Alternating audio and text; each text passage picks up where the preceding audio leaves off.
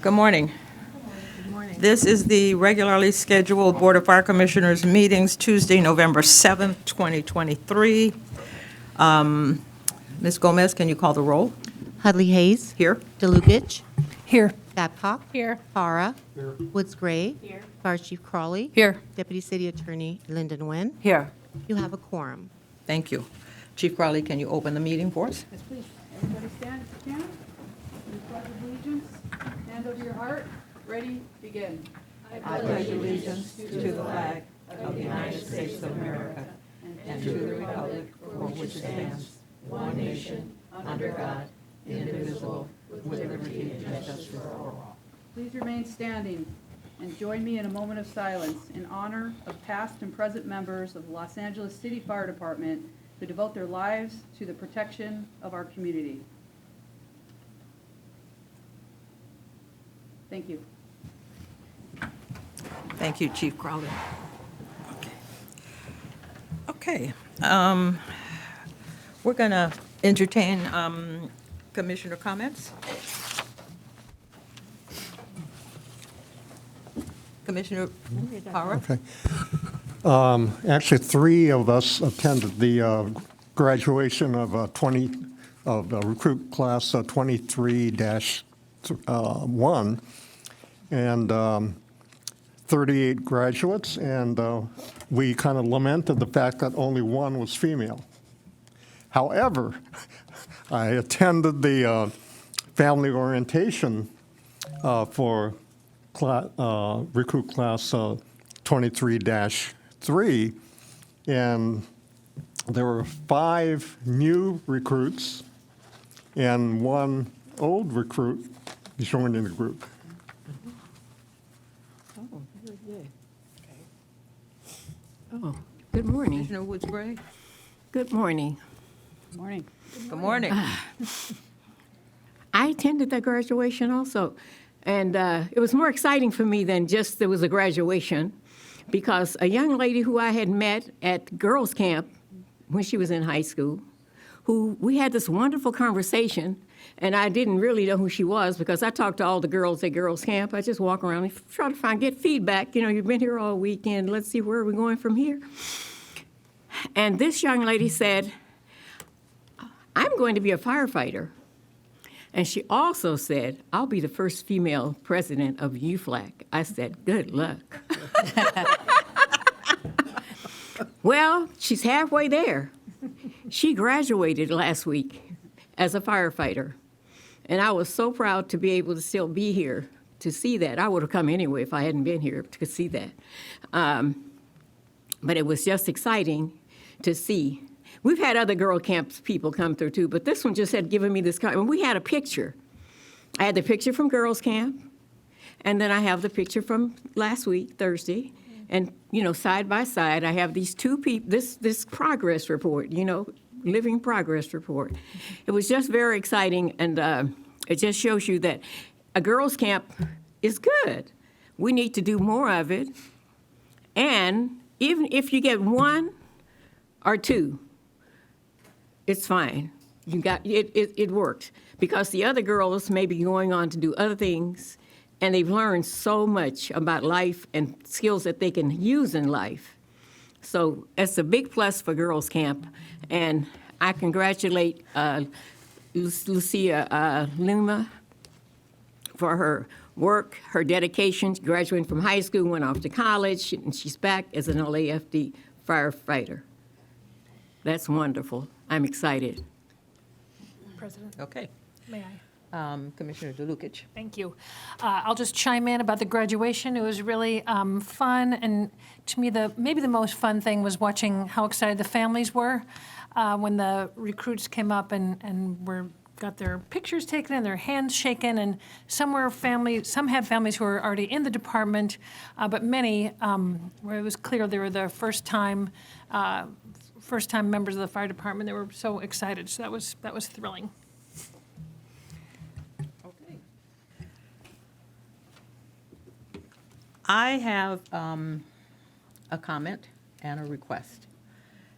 A couple of weeks ago, maybe it was a month ago, people from the arson unit came to the commission, and they asked if someone from the commission could come and talk to people in arson. They felt like they hadn't had the attention of the commission. They felt like that they hadn't been heard, and nobody had come. And so I said publicly, okay, I'll come. Invite me, and I'll come. And I always keep my word. So they invited me, and I went to Frank Hodgkins, and they were surprised, that someone had come. And I said, well, you said you wanted somebody to come, so I'm here. Talk to me. And they began to talk to me about the things that they felt were problematic in the arson unit. And I listened. I don't know much about arson, even though the last time I was on the commission, I know that there is an arson unit, but I don't know much about arson. I listened to the things that they had to say and the things that they thought that they didn't understand and the things that they thought should be changed. And I thanked them. And then I decided that what I needed to do was I needed to go and talk to Chief Nelson, who is the head of the arson unit. So I made an appointment, and I went to talk to him, and he sat down, and as usual, people are not sure, and he said, I'm not sure why you're here. I don't know what you want. And I said, what I'd like for you to do is I would like for you to tell me from beginning to end what happens when a person applies for the arson unit. Can you talk me through that from the time that they go in for the test? And what does that process look like? And very clearly and very precisely and very transparently, he walked me through that, all the way through. And I said to him, I said, well, where is that written? Where's the document? Where's the policy that covers arson? I, like Chief Crowley, believe that an organization, an institution has to be led by policy, which is the same as laws, which is the same, in my opinion, of how you become an institution. And he said, well, there's part of it in a handbook, and there's part of it here, and there's part of it someplace else, and there's part of it. So I said, but is there a policy? And he said, no, not that I know of, not a document, not a policy document. And I said, well, I think that's what we need. I think that this continuing kind of challenge we have with arson is that there's no real transparent policy about how that works. And so, as always, when it's an operational thing, I talk to the chief about it. I always do. We don't do operational stuff. That's not what the commission does. So I called the chief and I said, we have had 14 audits in arson, 14. I've read all of them. We don't need another audit. I said to her, I think the problem is we need a policy from beginning to end. Because when people don't understand what the policy is, what the process is, that's when people begin to say that they are not heard, there's discrimination that happens, there's nepotism that happens, there are all kinds of things that they believe have happened. And on the flip side of that, there needs to be clear understanding of supervision. You can't have a unit in the fire department, and I expressed my opinion to Chief Crowley, where people don't know what that supervising looks like. What is that hierarchical structure? What happens when a person gets to an event? When an arson investigator gets to an event, who supervises that person? Arson thinks one thing, the department thinks another thing. In this particular instance, I side with the department. So what I'm asking today, I just wanted to put into context what I'm asking for. I would like to have a policy document for arson that talks about, explains clearly what happens when you decide you want to, what happens when you have that first, when you take that first pass or fail test, how you get to the interview, what happens in the interview. I'm told that the same questions are asked of everyone, so there's no discrimination there. what happens when you get on a list, how that list works, and then what happens thereafter. What happens with the background check, what happens with the polygraph, what happens with all of that stuff into what's the difference between those arson investigators who are housed at Station 17 who are on platoon duty as opposed to the people who are at Frank Hodgkins who are on regular duty, because there's a difference. What do we mean when we say because they are peace officers as well, they carry guns, they have confidential information? How does the dormitory look at Fire Station 17? They need to understand that. Who makes those decisions? Do they report to somebody at Fire Station 17, or are they housed there without any kind of exchange? I'd like to know if we can have that report come back for the first commission meeting in February, because I know it takes time, Chief Crowley. I do, and I know that there are other things that we're also working on. But I believe that if we could have a clear document that people could understand, and I know that when you create it, or whoever you select to create it, the draft or whatever, I know a lot of eyes have to look at it. Chief Officers Association has to look at it. UFLAC needs to look at it. Other people in the department need to look at it. The commission needs to look at it. So I'm not saying that we should come with something that's ground in stone. And I also understand that policies are living documents. So it should be an organic document. If there's something that we forget 3 years down the line, needs to be changed, then that kind of stuff can happen. But that's my request, and I think unless you think that that's too soon, I think the second meeting in February would work just fine for that to come forward, because I know, I'm very clear what I'm asking you, and I know it takes time to get that done. So I'd like to hear from other commissioners, if there are other commissioners that have any comments or have any thoughts about that. Good idea. I think it's a great idea. Okay, so we're all agreed. Linda, do I have to do something else? I always have to ask her so I don't get in trouble. Okay, so that's my comment. Are there any other commission comments at this point? Yeah, I think Commissioner Babcock? kind of coming off the heels on that, on a separate subject, and as we approach the calendar year end of 2023 and looking forward to 24, one of the processes that I would like to understand better as a commission, and given the impact that LAFD can have on construction and improvements here in the city, I think from a city, from a nation, we're experiencing, housing deficits at record numbers. There's homelessness on our streets. That's no question about it. But what I really always try to understand the root of those issues. And from what I hear from other folks that are trying to do housing, affordable housing, and this isn't an LAFD per se issue, but what I want to know is when a construction project, whether it's new construction, remodeling, anything that triggers LAFD approval, what happens? What's the process to get that project through the LAFD?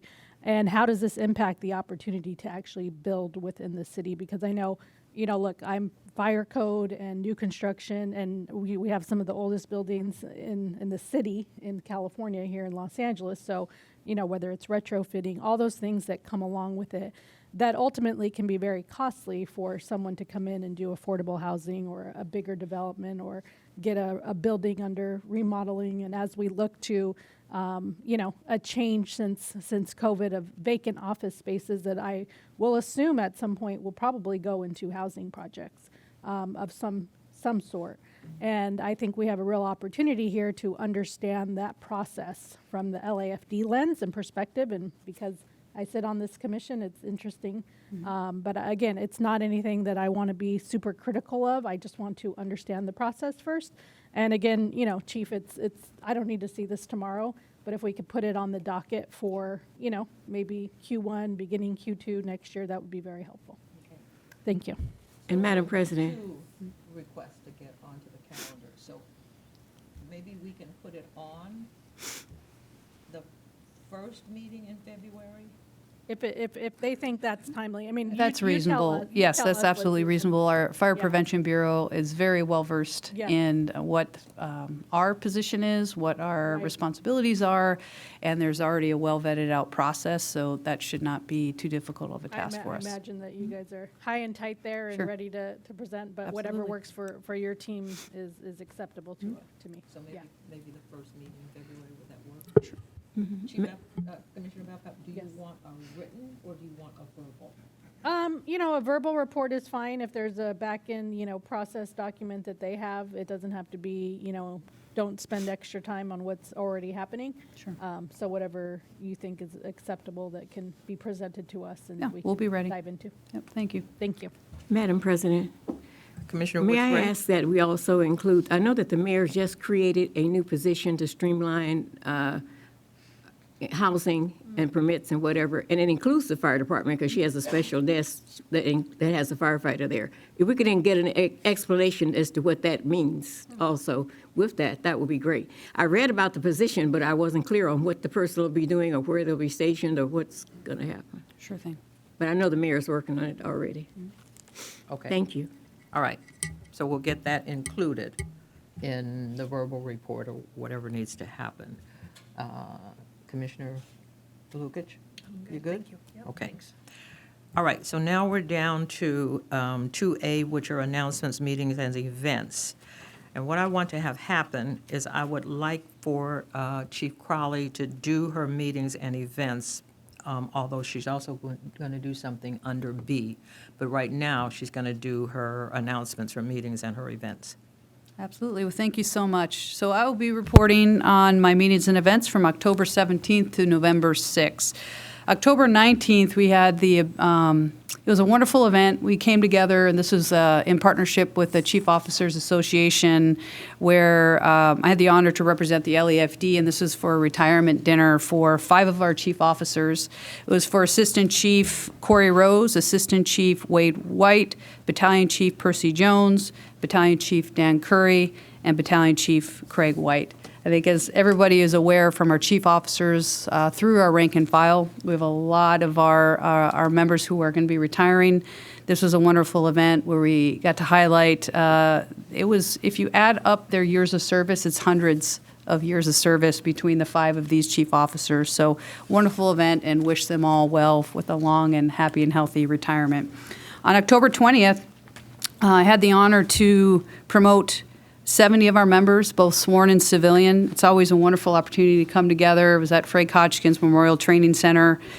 We promoted 5 of our civilian professional workforce, 16 fire inspector 1s, 44 engineers, which I think is a record, and 3 battalion chiefs and 2 assistant chiefs. Again, wonderful opportunity to come together and celebrate the hard work and dedication of our, really the next generation coming up behind all of us. With that, October 24th, I had the honor to sit with President Hudley Hayes, and this was at our Public Safety Committee. We had the opportunity just to really highlight where we are as an organization, talk about our goals as an organization, which I'm going to get into a little bit detail right after this. But it was an honor to sit with you, ma'am, and can't wait to see what we're going to be able to move forward within our organization. October 31st, again, we continue to expand our opportunities with Chat with the Chief. And I'm really proud of what our staff's able to do. Every single time we're trying to up our game in how we're communicating, what our strategies are across the organization.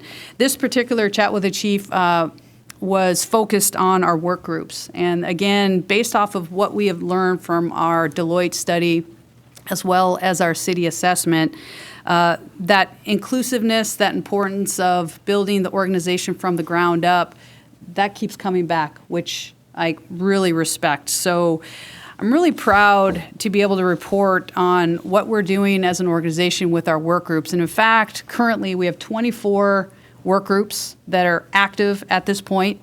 The ability for our members to stand up, to put their names in, to be selected, to not only address our challenges, but more importantly, are the solutions. And just to give you a snapshot of the 24, I'm just going to take just random, just a few of these. And the majority of these are being manage out of our planning section, but also our EOPS and AOPS has a number of work groups. But again, I'm really proud of this. Just a few of these. Our Standards of Cover work group, Library Update work group, Internet Redesign work group, Family Leave work group, Customer Service Satisfaction work group, Community Risk Reduction work group. Also, we've got a brush committee, foam work group, Operational Risk Management work group, undercarriage cleaning work group. So just, I could go on and on with the 24 that we've got. I think this is a test. This is GSD building maintenance. We are conducting a test of the fire alarm system. Please disregard any horn strobes. This is GSD building maintenance.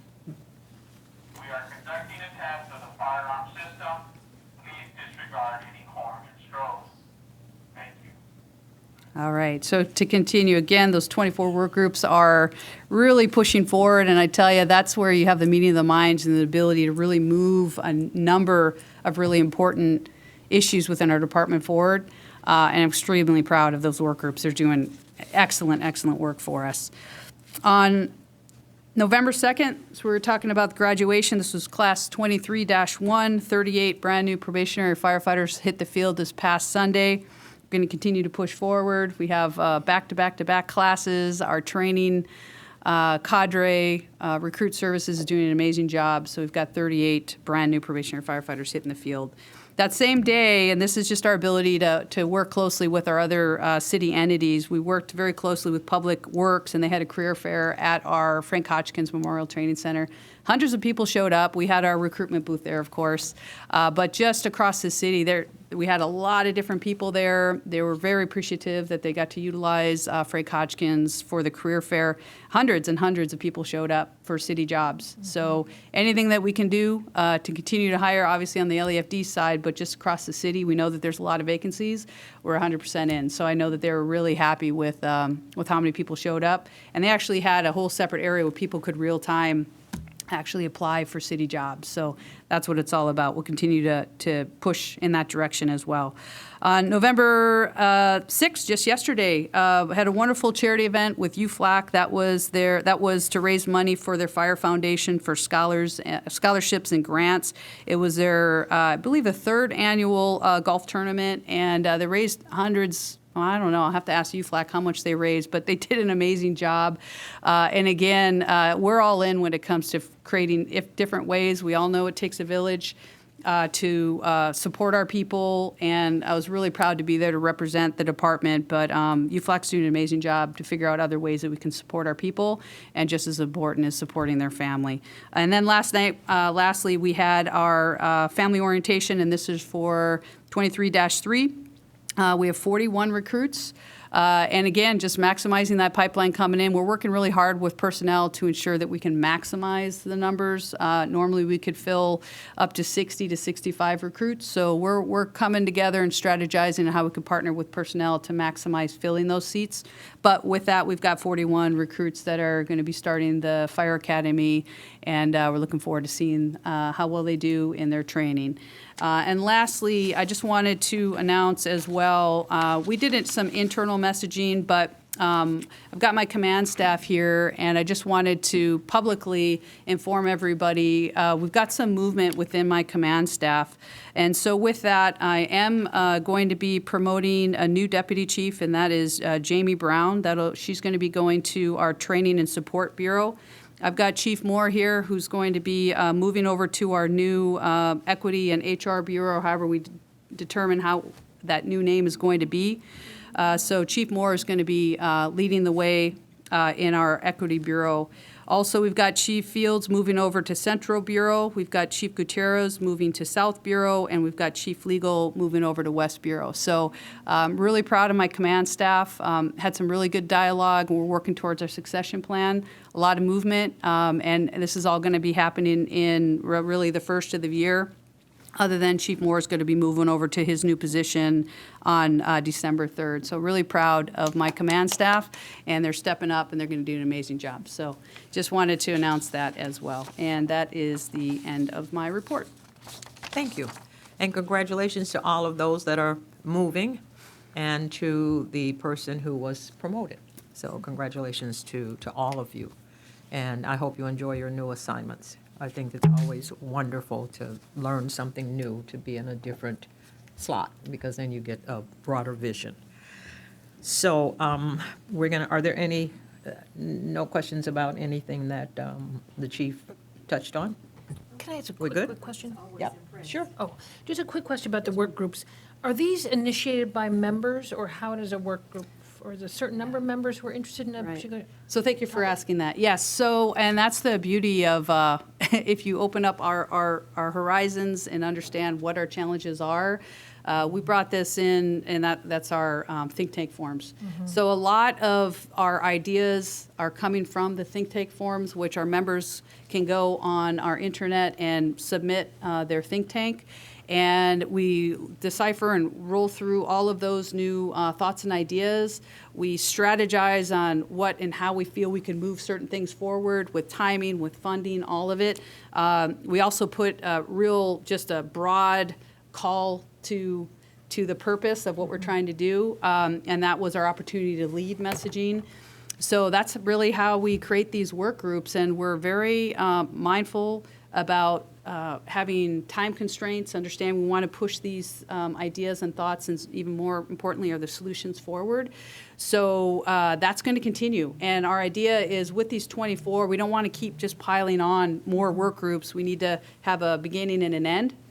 So with that, a few of these are ready to be finished, and then we're going to implement, and we'd be happy to report on, all of our path forward for this. But it's across the board. So our firefighters, rank and file, can participate in this as well. And then we get these ideas, and also, depending upon what our other priorities are, that's how we come up with the work groups. And I tell you, it's a really amazing way to bring everybody along in this journey. So I'm super proud of what our people have already been able to accomplish. Yeah, I'm impressed with the breadth of topics there are. I'm particularly interested in the family leave work group, to hear what they come up with, so Right. look forward to hearing Yeah, about that. it's really good work. Thank you. So do you want to report on that particular work group in the future, just a verbal? Well, what would make sense, Chief? I mean, I'm just interested. I don't know if anyone else is, or if something, or if it ends up being some policy that we need to address. Nobody else has to be interested. You have to be interested. I am interested. As a part of the Yeah, we'd be happy to commission. report back. I would be interested. Okay? Yeah. And Kimmy Woods Gray said Well, she all too right. is Well, interested. and the rest, I'm two sure of everybody you. will end up being interested. Thank you. Yeah, Yes. absolutely. We'll report back maybe on that as A well. verbal report, Yeah. whenever you feel like it makes sense. Yeah, and we actually have already done a lot of work on that and working very closely with the stakeholders, and we had just revamped our departmental bulletin. So we can report back on that as well as the other challenges and solutions that the work group's working on. Awesome. Thank you. Okay? Thank you, President. All right. So now we're going to move down to B, and the chief is going to do a verbal presentation on the department goals, and this is going to be the same presentation that she gave at the Public Safety Committee. And before she starts, I want to say something. I have never been more amazed at the clarity with which you gave that report, with the specificity that you gave that report. She talks about how proud she was to sit with me. I want everybody in this room to understand how really proud I was to sit with her.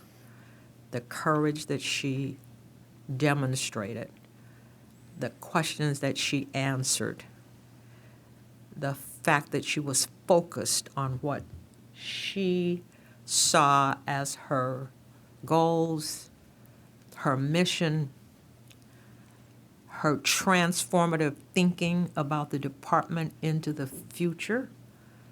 I was on the commission for 8 years, 10 years ago, and I'm going to say unequivocally, I have never listened to a fire chief who demonstrated the kind of clarity that you did at that meeting about what your intentions are for the Los Angeles Fire Department and how you see that working in the next 3 to 5 years. So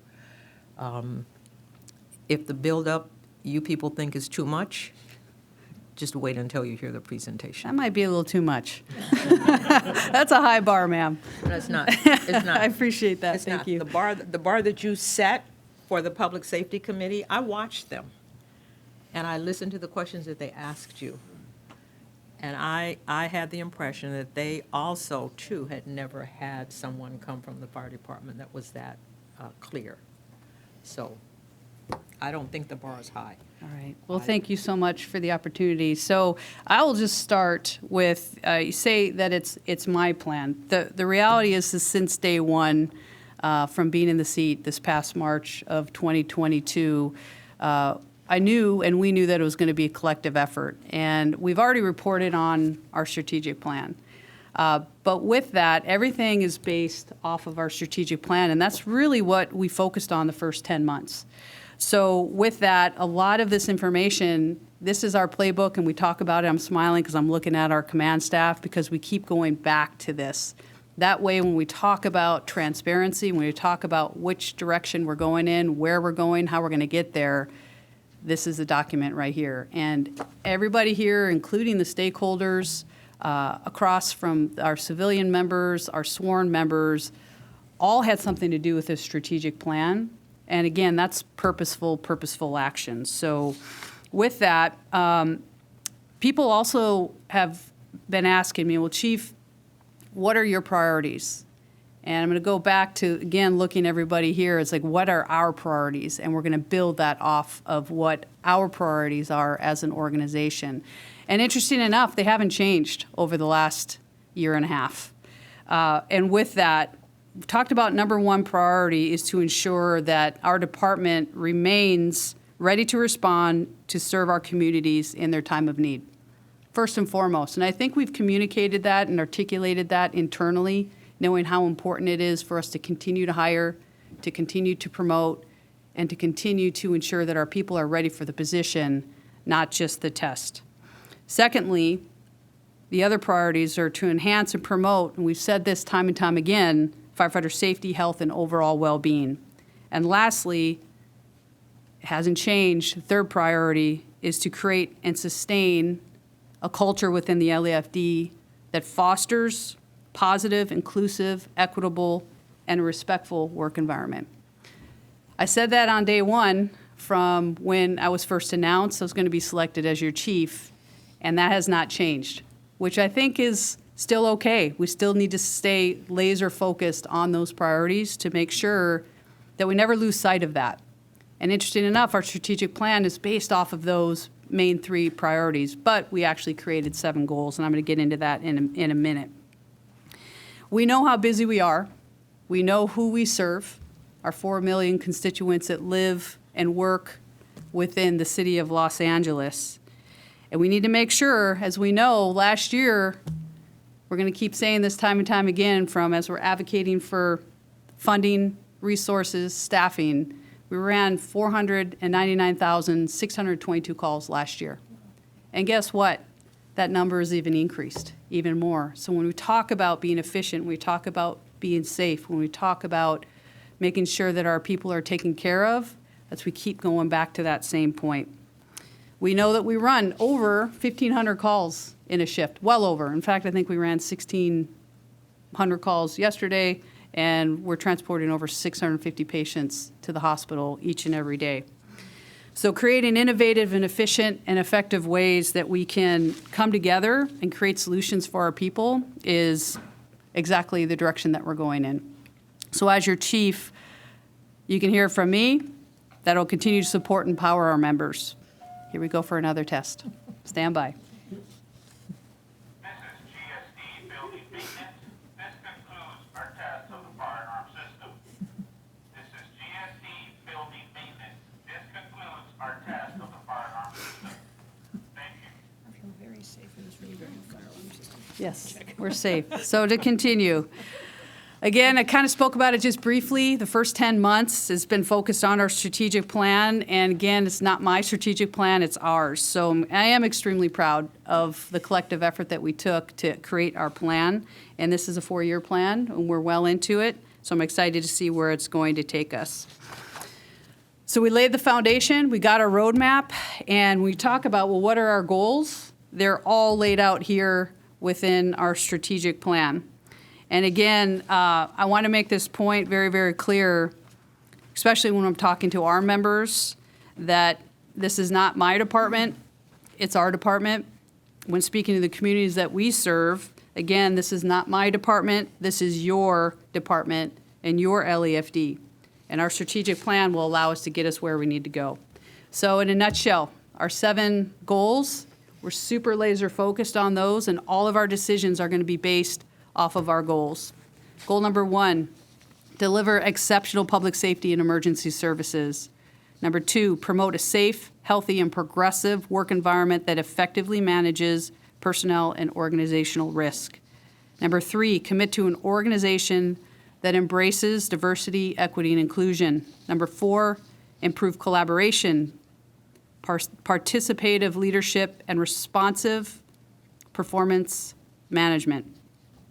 Foster personal and professional development and organizational success. Number 6 is explore, implement, and integrate technological innovations and advances, as I'm looking at Sam. He's going to get us there. Explore and implement, I just said that. Explore, implement, and integrate technological advances and innovations. And lastly, enhance community resilience, disaster recovery capabilities, and environmental sustainability. So now you ask, well, how in the heck are we going to achieve these goals?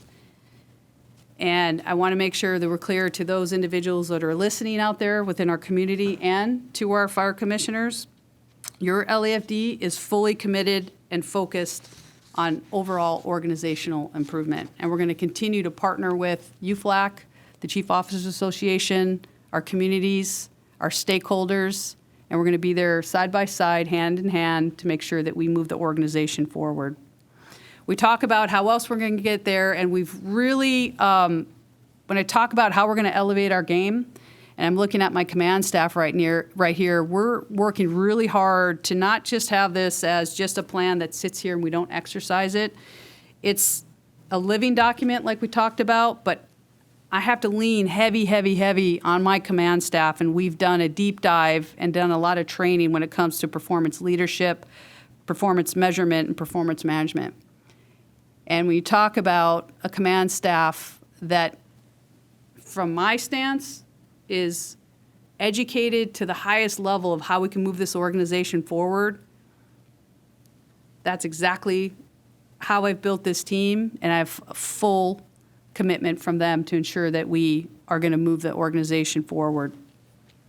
And you think about it, in our 137-year history of the LDFD, we have to come together and focus our efforts to perform at our highest level. And our strategic plan will not alone push our organization into success. You talk about how we're going to do it, we're going to do it collectively and do it together. And I look forward to seeing where we're going to take it.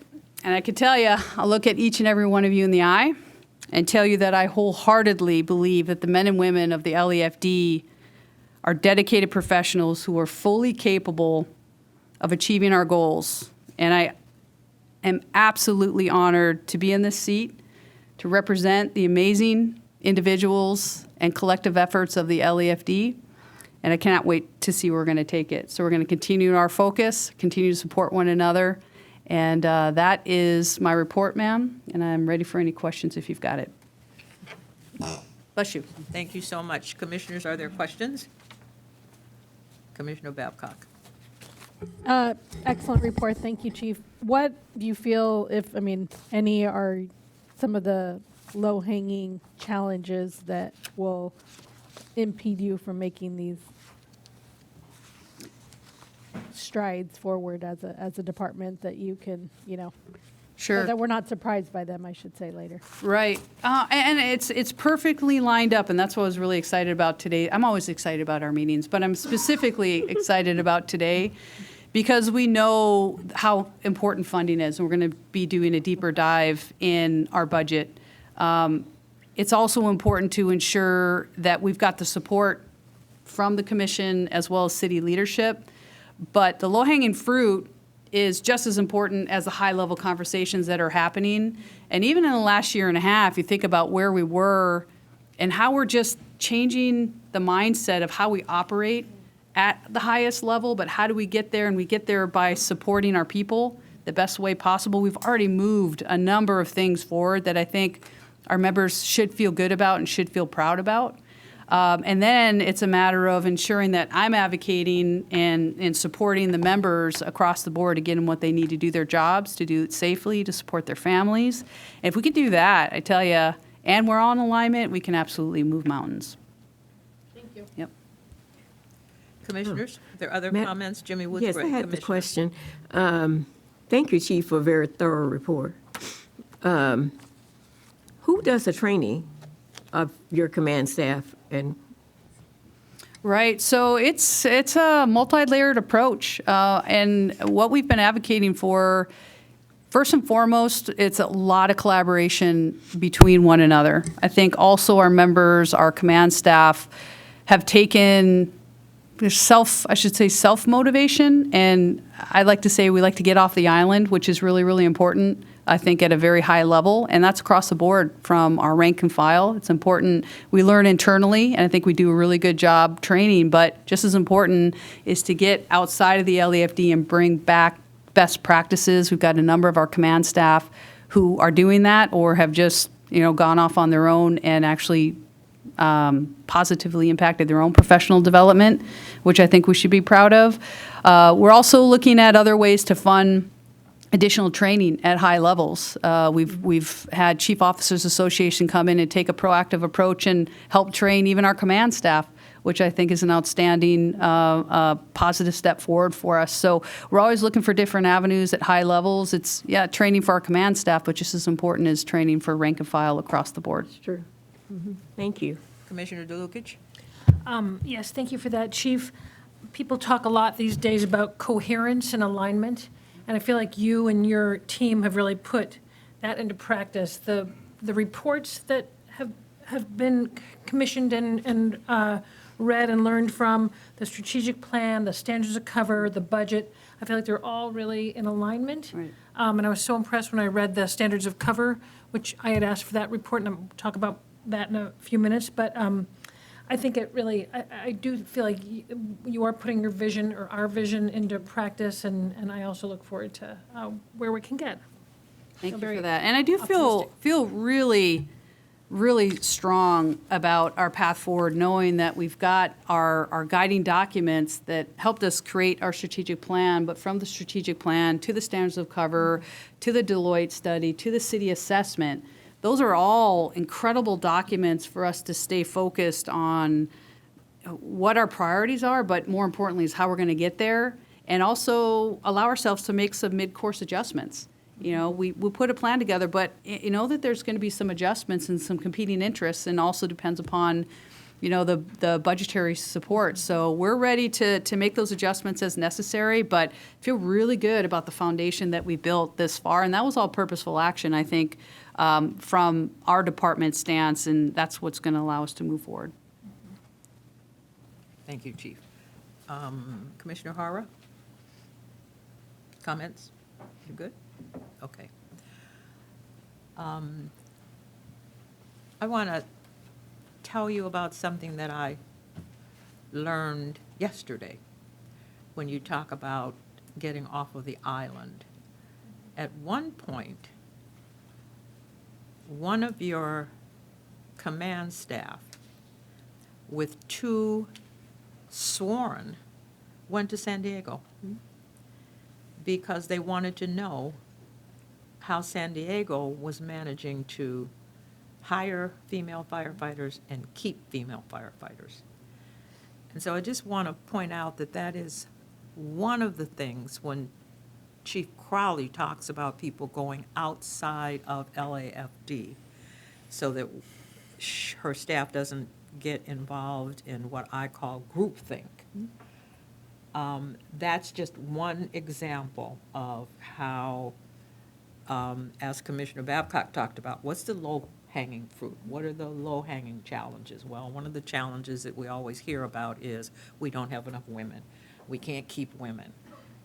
And that, to me, spoke volumes about how this fire department is willing to go and talk to a sister fire department and say, what are you doing?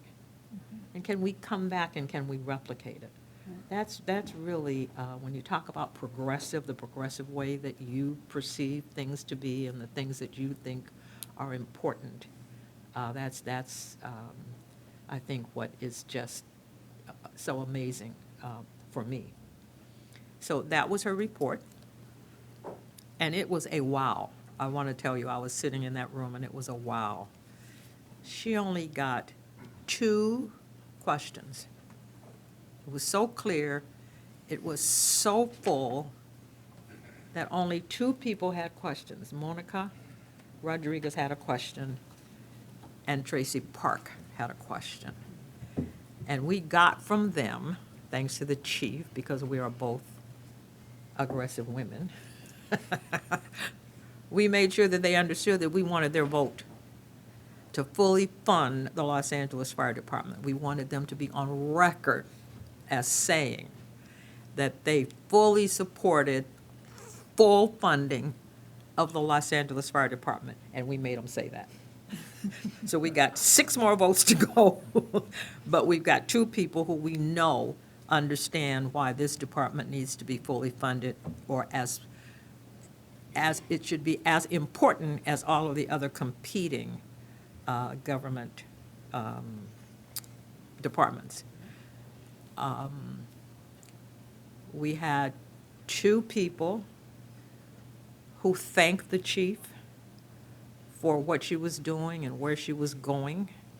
One of them was on the very, very, very liberal side, Soto Martinez.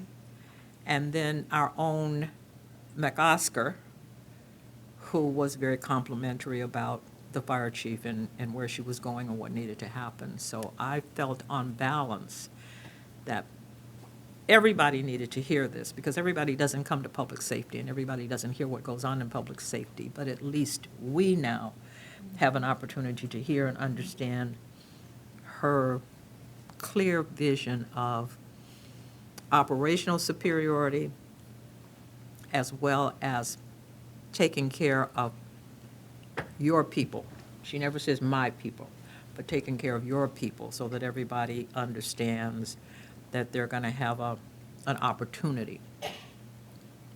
So, thank you very much. Thank you for the opportunity. I enjoyed hearing it twice. And one last comment, if I may, ma'am, is if I didn't hit this point home, I certainly want to make sure that everybody understands the collective effort and how important it is looking at, all of our partners out here, all the stakeholders from UFLAC and their leadership, their executive board, and the Chief Officers Association, and just rank and file. This is honestly, I feel we're in an amazing position in the history of our LAFD to continue to perpetuate the amazing things that we do, but also grow and evolve in other areas where we need to grow and evolve. And again, it's not, and I've said that, it's not going to be coming from me on the 18th floor. It's going to come from a collective effort across the board with our sworn and civilian members all the way up with all of our partners. So I want to thank everybody for your continued collaboration and effort, and we're going to keep pushing forward. Thank you, Chief Crowley. We're now going to move on to item C, which is the verbal report by the department on significant incidents and activities for the period of October 17th through November 6th.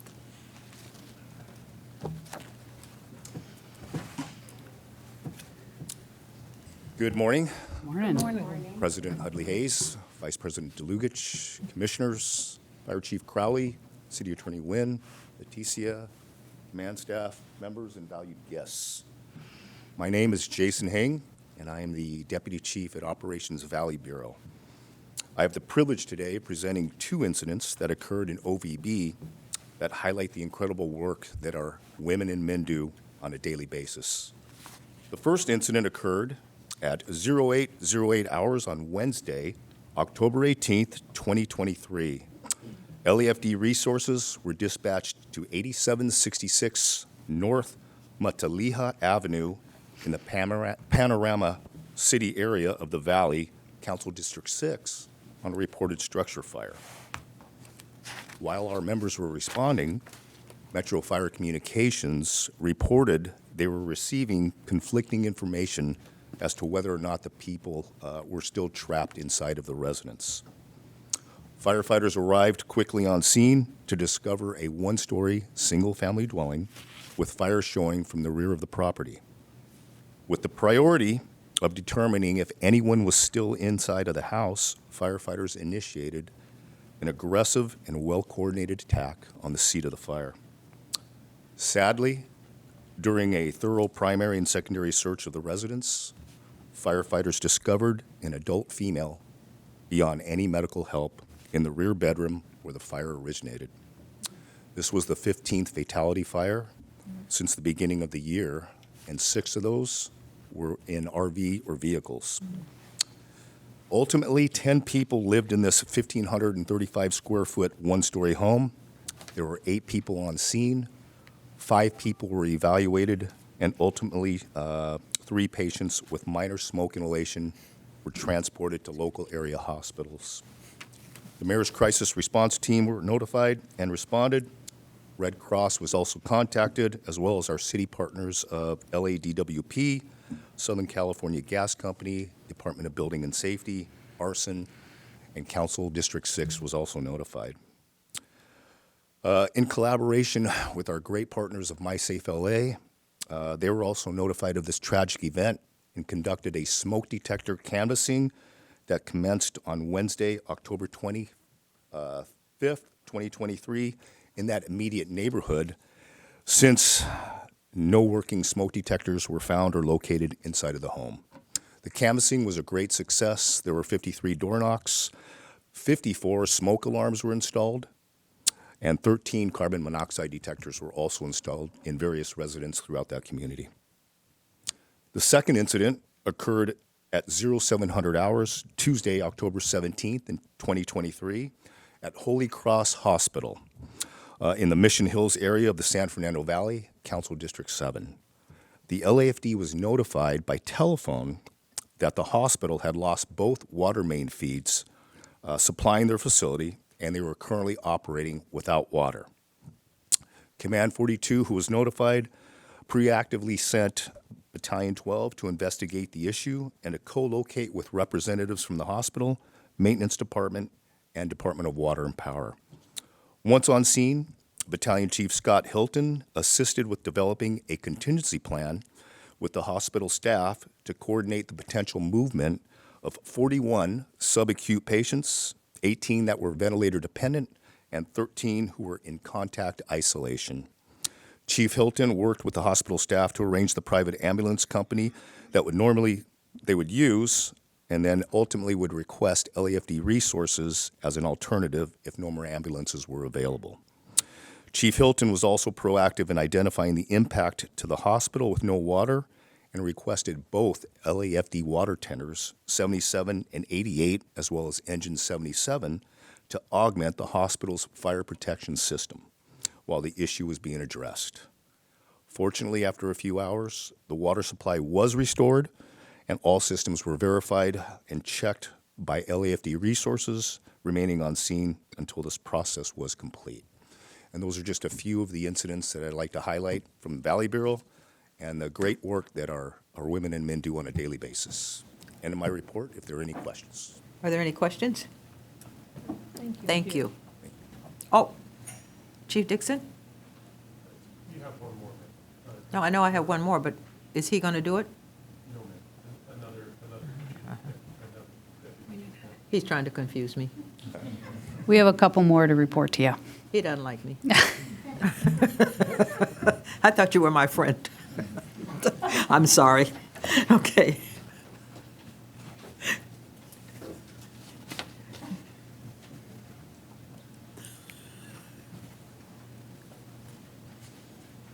Chief Good Fields. morning.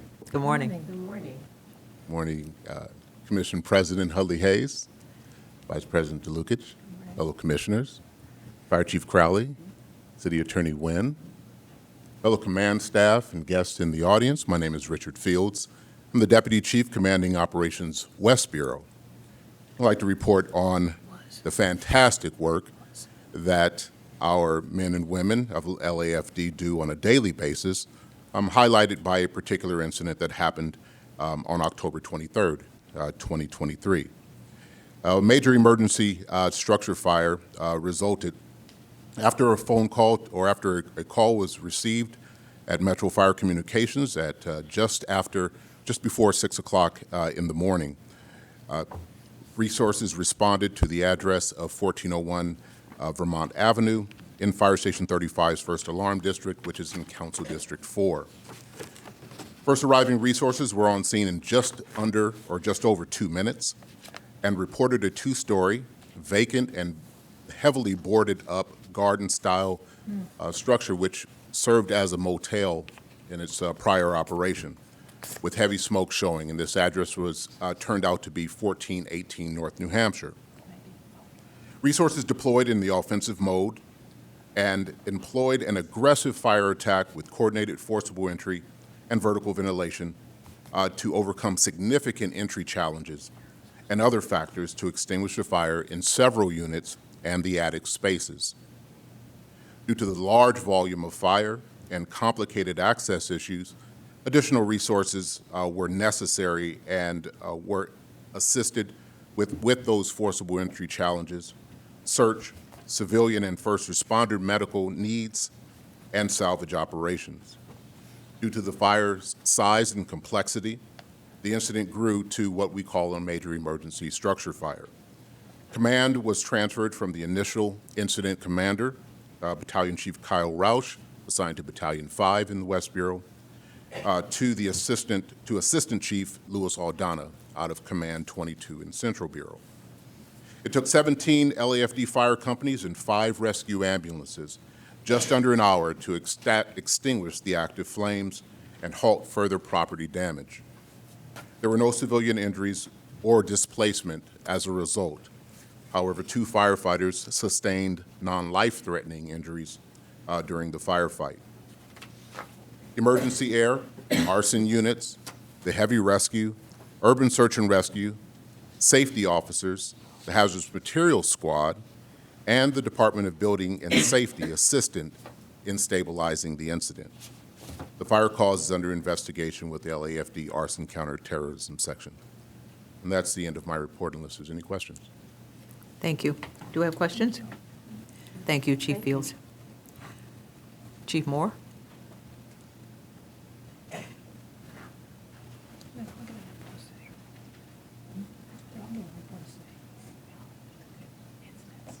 Good morning, Madam President, Huntley morning. Hayes. Good morning, Vice President Dlugovic, Commissioners, Chief Crowley, City Attorney Nguyen, Ms. Gomez, command staff, and all of our guests. My name is Jamie Moore. I'm the Deputy Chief, currently assigned to Operations South Bureau. And I'm going to awe you with the capabilities of the Los Angeles Fire Department as I describe this incident that occurred on Wednesday, October 18th. At 3:41 in the afternoon, Los Angeles Fire Department resources responded to a technical rescue medical emergency in Fire Station 33's district. It was a bariatric patient in critical condition, and her condition was worsening, and she needed physical extrication. This was a true effort by all 4 bureaus that came together as we saw the LAFD Urban Search and Rescue Team from both Fire Stations 88 out of Valley Bureau, Fire Station 27 out of West Bureau, along with our heavy equipment came out of Central Bureau, and multiple task forces, paramedic rescues, and Harbor UCLA's Hospital Emergency Response Team, which all utilized their skills to stabilize this patient, extricate the patient from the building, and transport her to a local emergency room. Now, you need to understand that this patient was on the 2nd floor of an 8-unit apartment building. So our firefighters had to remove a window, make that window into a large portal, build a makeshift gurney or bed out of a crate, and use a forklift to extricate this patient. The incident lasted nearly 9 hours and required more than 14 fire and EMS resources, totaling 37 members. At the conclusion, the patient was transferred to the emergency room in stable condition.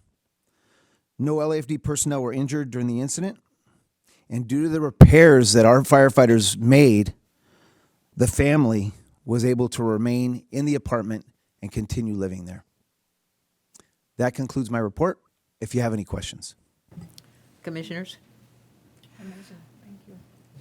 I think this is why we do this, so that the public can understand the skill. Because what Chief Moore was just talking about was a group of people who could come together, make some decisions based upon the high degree of training that they have, to do makeshift stuff that people wouldn't think about, to be able to not just move the patient, but to take care of the people that were still left behind. And I know that people, I'm going to say this every now and then, I know that people wonder why we have these things reported at commission, but it's important for the city to understand that it's not just a group of folk who just kind of like robots do stuff, but our people are thinkers. So they come into a new circumstance and they see a challenge and they come together and they talk about it and they work on it, and then they come up with this business with the crate. So thank you, Chief Moore, for that. But Thank you very much. for the listening public, I hope that people understand what it really means to be highly trained, highly skilled, but also to be able to think outside of the box instead of saying, oh my God, what are we going to do? We got to wait, we got to get a bid, we got to get, they said, no, here's this thing, throw her in there. Well, they didn't throw her in there, but I think that's important. Madam President, Yes, Commissioner. I think it's not only important, I really appreciate the stories that come from each of the bureaus, because I don't know that they're doing those things either. I know that they're capable of doing them, and I know how well-trained our people are, but to hear how they use their training, always I'm impressed and realize why when I watch them go step by step and how important the training is. I learned to appreciate them even more so. So I appreciate all of the reports that come from the bureaus. Thank you. I just want to highlight, Commissioner DeLucich. one thing, I don't know if you can train, is humanity, and just, I also hear through these stories, like the humanity of our members and taking care of the families, and so I really appreciate that too. So now we're moving down to D, which is the verbal report by the department relative to medical emergencies for that same period, October 17th through November 6th. And we have Chief Sao. Hi. Good morning. Good morning, Madam President, Commissioners. Morning. Chief Crowley, City Attorney Nguyen, colleagues and guests. My name is Peter Xiao. I'm an Assistant Chief assigned to the Emergency Medical Services Bureau. And today I'd like to highlight two significant incidents that occurred within the Bureau. The first incident involves our public access defibrillator program. Now, this program is managed by the Los Angeles City Fire Department with a budget of about $90,000. It manages 1,000 automatic external defibrillators placed throughout city facilities such as libraries, parks, museums, and even here in City Hall East. It averages approximately 2 instances of usages per month. One of these particular instances occurred on October 28th at 4 p.m. at Glassell Pool. At that time, we had a 75-year-old female. She had concluded her swim at the pool and went into the locker facilities to get changed. At this point, she experienced a cardiac event. Luckily, the staff was nearby. They witnessed her collapse to the floor. They called 911, turned her over, checked her for a pulse, didn't find a pulse, and initiated CPR. They also concurrently placed the AED on the patient. The AED indicated that there was a shock advised. It instructed the folks to clear out while it administered the shock. At that point, Rescue 55 had responded in on scene and was on scene. Rescue 55 found the patient awake, alert, with a blood pressure, a heartbeat, able to respond to her name and know where she is, know what time it is, And her only real complaint was some dizziness plus some of the trauma that resulted from the fall. In fact, she felt so well that she was adamant about not going to the hospital. So it took the rescue a little while to convince her on the need to go to the hospital, especially given what had transpired. And at that point, they transported her to a cardiac-specific facility in order for them to put a stent inside. One thing of note is that during this entire time to the transport, there was no deterioration in her condition. So a very successful save by that program. The second incident that I'd like to highlight is somewhat more of on a somber note. It occurred on November 1st at 10:53 a.m.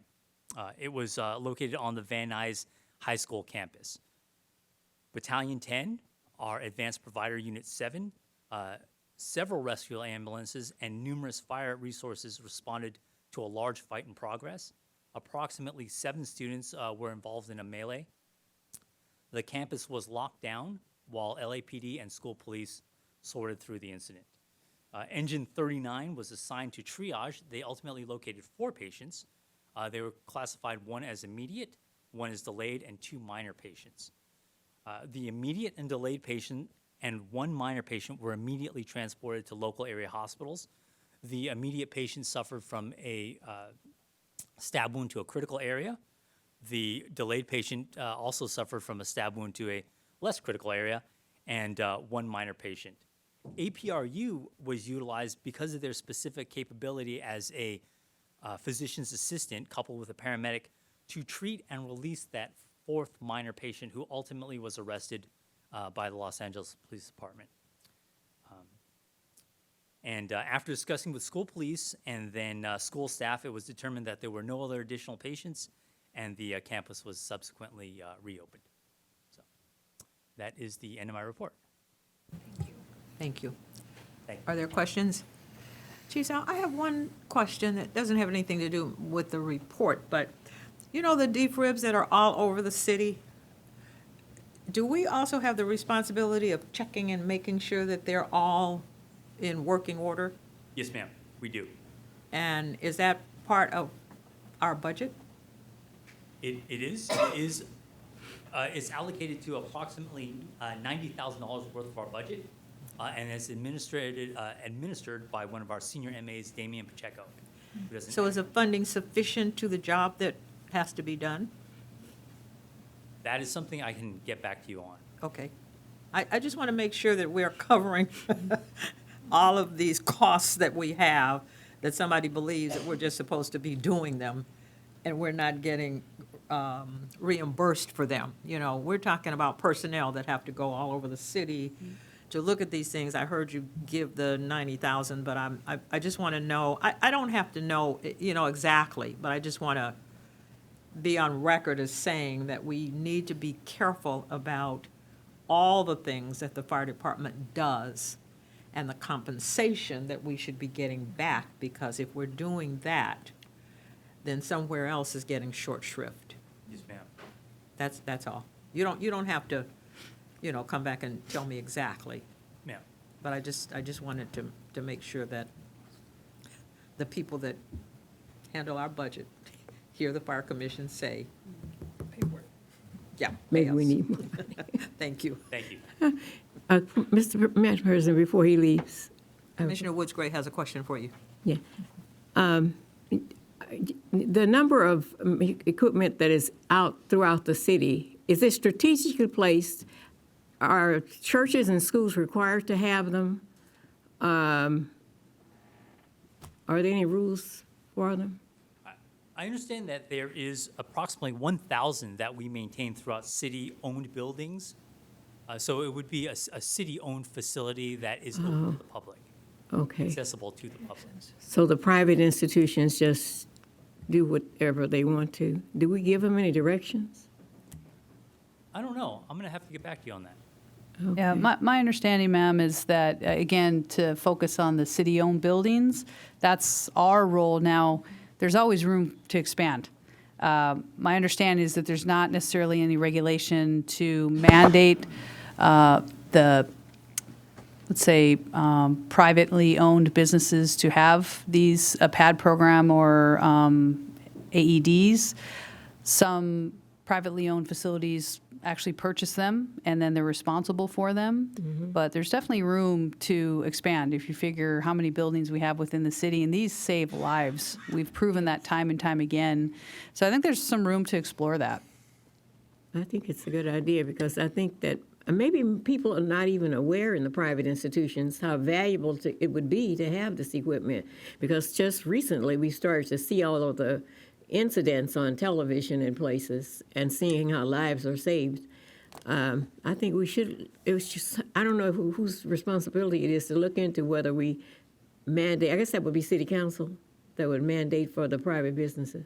So that would not be, okay. Right. Okay. I just think it would be good if everybody had them Yeah. somewhere because people are everywhere having heart attacks. Yeah, that's a good question, Commissioner. Or maybe just to figure out whether or not we maybe could handle some of the training, because they are in private facilities and what have you, so maybe if we're not gonna be responsible for putting more out there, at least the ones that are there, who trains them on the use of these things and that kind of thing. It's a, okay. Thank you. Thank you, ma'am. Are there other questions before he goes away? So you don't have to keep doing this? Thank you. Thank you.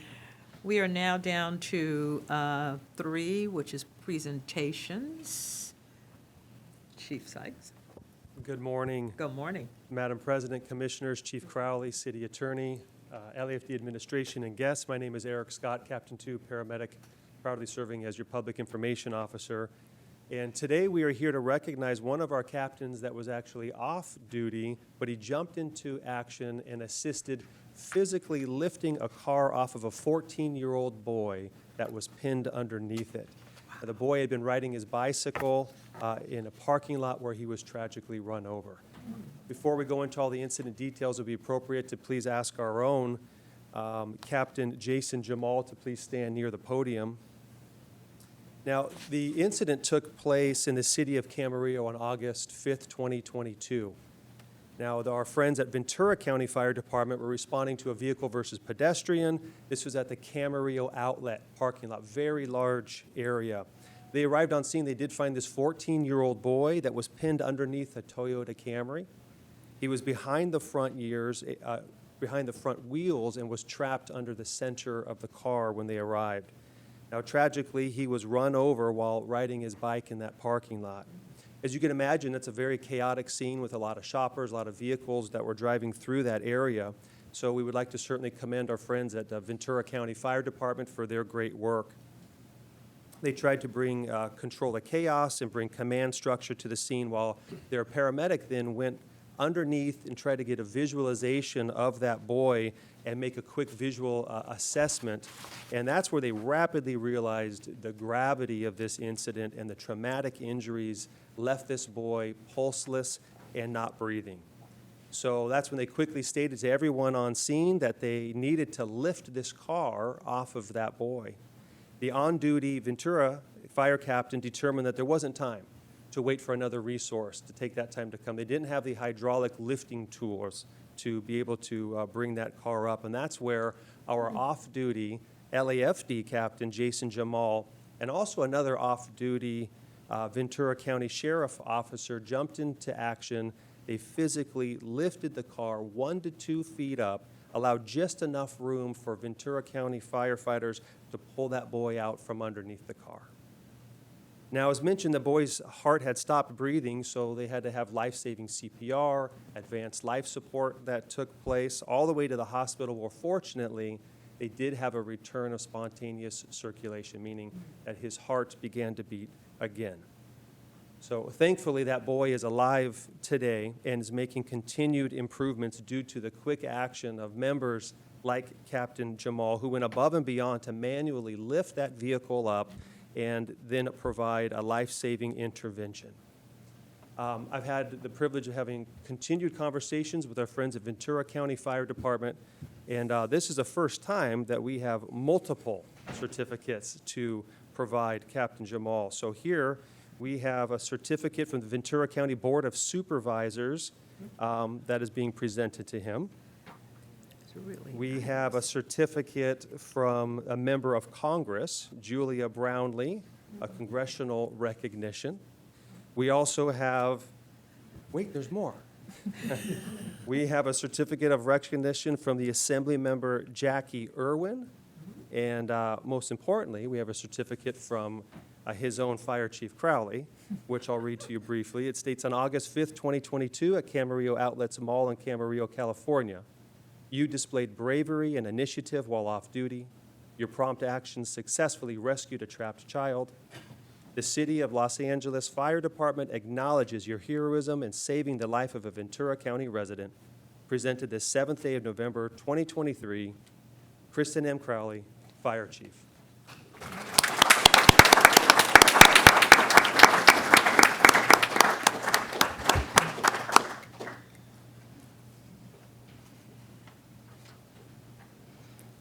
Okay, so with that, I think we also have to recognize somebody else very special in the crowd here. This is Captain Jason Jamal's mom, Emma. So if you could stand, ma'am.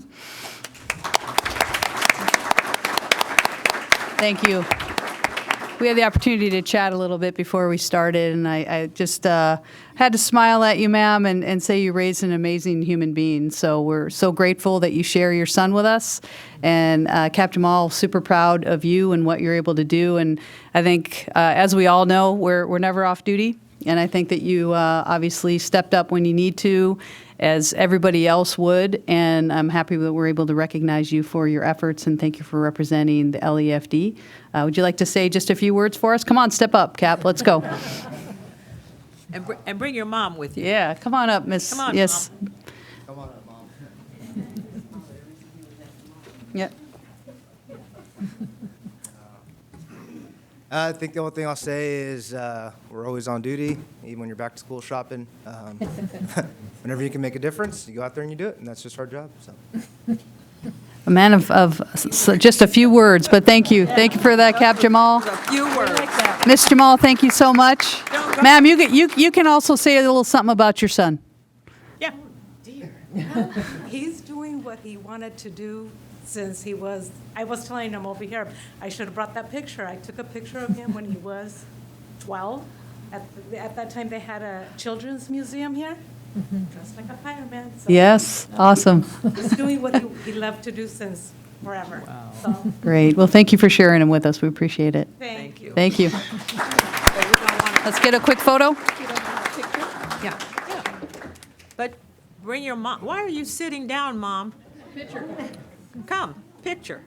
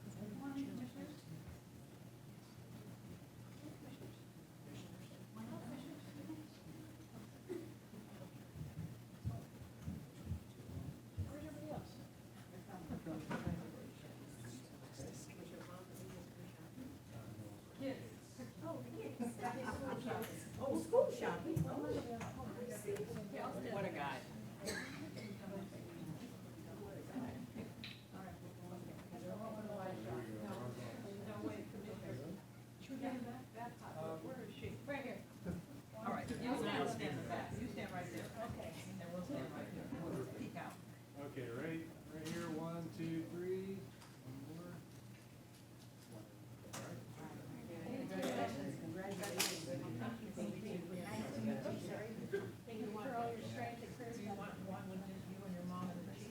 We did that. Yes, we did. Thank you so much.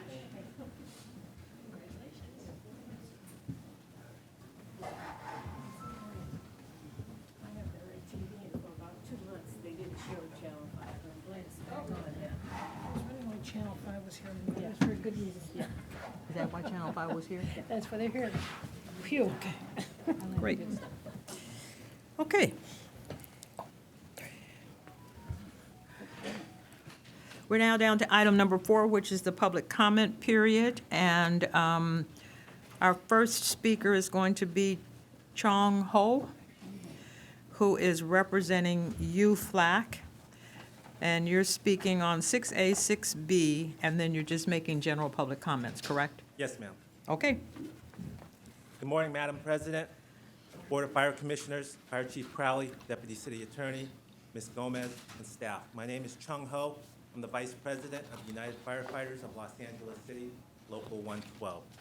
And I'm here today to speak in support of Fire Chief Crowley's proposed budget for the fiscal year 2024-2025. Just 2 weeks ago, UFLAC spoke in Public Safety Committee to voice serious concerns about the lack of funding for station repairs and medical supplies. As firefighters, we don't complain much about our working conditions because we're so used to doing things and fixing things ourselves. But the lack of investment in our fire department over the years has been shameful. While the city of Los Angeles has continued to grow exponentially, our LAFD has been allowed to remain the same. In 1965, the LAFD had 3,430 firefighters who responded to approximately 68,000 emergency calls. Today, nearly 60 years later, we have the same number of firefighters who are now responding to over 500,000 calls. That's a 700% increase in calls that are being handled by roughly the same amount of firefighters today. Simply, this model is not sustainable. But UFLAC is pleased to see Fire Chief Crowley advocating for the men and women of this department through her proposed budget. As such, we hope that this budget passes with little to no opposition. In part, UFLAC supports the following: new academy classes for up to 160 new firefighters, the purchasing of non-PFAS protective gear for all of our members, because cancer is the leading cause of death for firefighters throughout the nation. The continued funding for turnout replacement and extractor installation, again, because cancer is the leading cause of death for firefighters throughout the nation. The addition of 2 more psychologists for the behavioral health program, the budget increase to $4 million for fire station improvements and repairs, the funding increase for medical supplies. As the city continues to grow, we need more LAFD resources to meet the increasing demands that come with more residents and new development. It's time to invest in the LAFD so that we can safely and effectively protect the city of Los Angeles and its residents. Thank you. Thank you. Our next speaker is going to be Robert Hawkins, representing the Stentorians. And you'll be speaking to 6A and I think 6B? Public comment, ma'am, and public comment. Thank you. Okay. Good morning, Madam President Hudley Hayes. Good morning. All fire commissioners, Fire Chief Christian Crawley, and everyone else in attendance. My name is Robert Hawkins. I'm the Executive Vice President representing the Stentorians organization. The Stentorians organization has been fully committed and transparent with LAFD command staff to ensure honesty, equity, and fairness for all LAFD members. While we welcome collaboration efforts with management, we have been disappointed in our efforts to partner with management to discuss and resolve detrimental issues in our organization. This leadership void has caused us, or has forced us, to direct all of our concerns to the Honorable Commission. The challenges we face and have presented to management consist of the following: an inequitable demotion in the Captain 1 rank, bypassing qualified battalion chiefs, refusal to recognize and award achievements involving women of color, and preventing ongoing retaliation from chief officers. Because of this, we now understand the importance of speaking with individuals who are interested in change and making this organization better, both internally and externally. As we continue to bring concerns to your attention, we ask that these concerns be agendized so that everybody understands that policy is needed and practice can no longer be accepted or tolerated. The Stentorians prides ourselves on bringing attention to leadership in any and all areas where members are being treated unfairly or violated on matters that are at odds with city policy. Our goal is to make this organization better for everyone, and we are deeply concerned that there are some members of this organization who look to maintain the status quo. Chief Crawley, I want to make it clear that the Stentorian organization is in support of you. We are in support of fairness for everyone, and we will support you. However, we have been disappointed, and we will no longer be used as a check-the-box moment. Thank you. Thank you. We now have Rich Ramirez from UFLAC, making public comment, but also, I think, highlighting 6B. I'm going to go before Rich, is Adam Walker. You're going to go in front of Rich. Adam Walker. Yes. Okay. And I'll be speaking on all. And you're going to be speaking on 6B and all of the other items? Or just all the items? All items in general comment. Okay.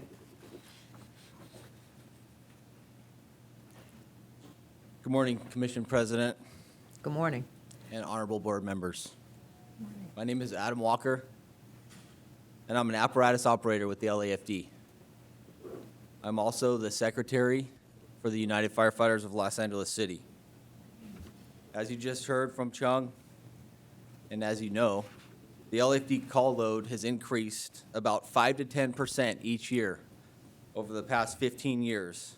Yet within that time, the number of resources has been reduced drastically, increasing the workload of the hardworking men and women of the LAFD. One of the most fundamental obligations of an employer is to pay their employees for work performed.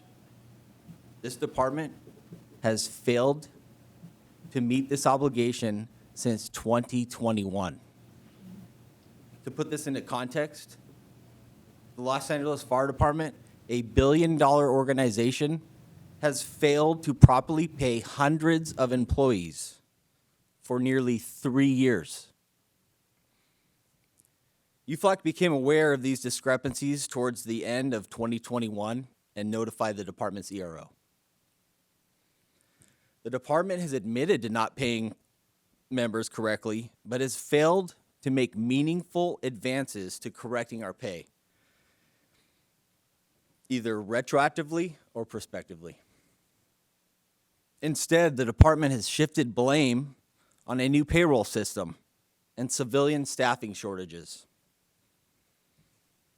This is not a problem caused by Workday.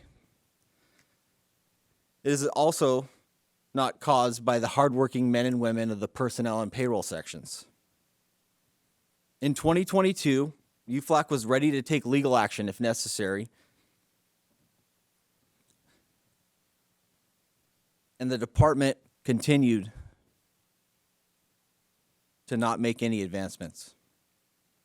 As of this time, UFLAC has arbitrated this matter and is asking for make-whole remedies plus a 10% interest for each of the hundreds of members affected, and we expect the arbitrator to grant the remedy. We're also preparing to file an FLSA lawsuit for unpaid overtime for up to 500 members who have been paid incorrectly for months and in some cases years. Prior to considering legal action, UFLAC held meetings with the department to resolve this issue, but the delays have only resulted in economic hardships to our members. While there is no satisfaction in exposing these examples of poor management and employer misconduct, I promise you that UFLAC will not rest until every single one of our firefighters is paid correctly, because the men and women of the LAFD who risk their lives every day deserve better. Honorable Fire Commissioners, we are asking for your help to fix this problem. If we need more staff and payroll, let's hire the staff. If this needs to be a priority, let's make it one. Our members have waited too long, and we need this mess fixed once and for all. Thank you.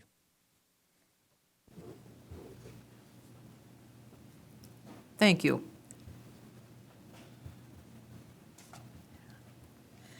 So now we're going to have Rich Ramirez, correct?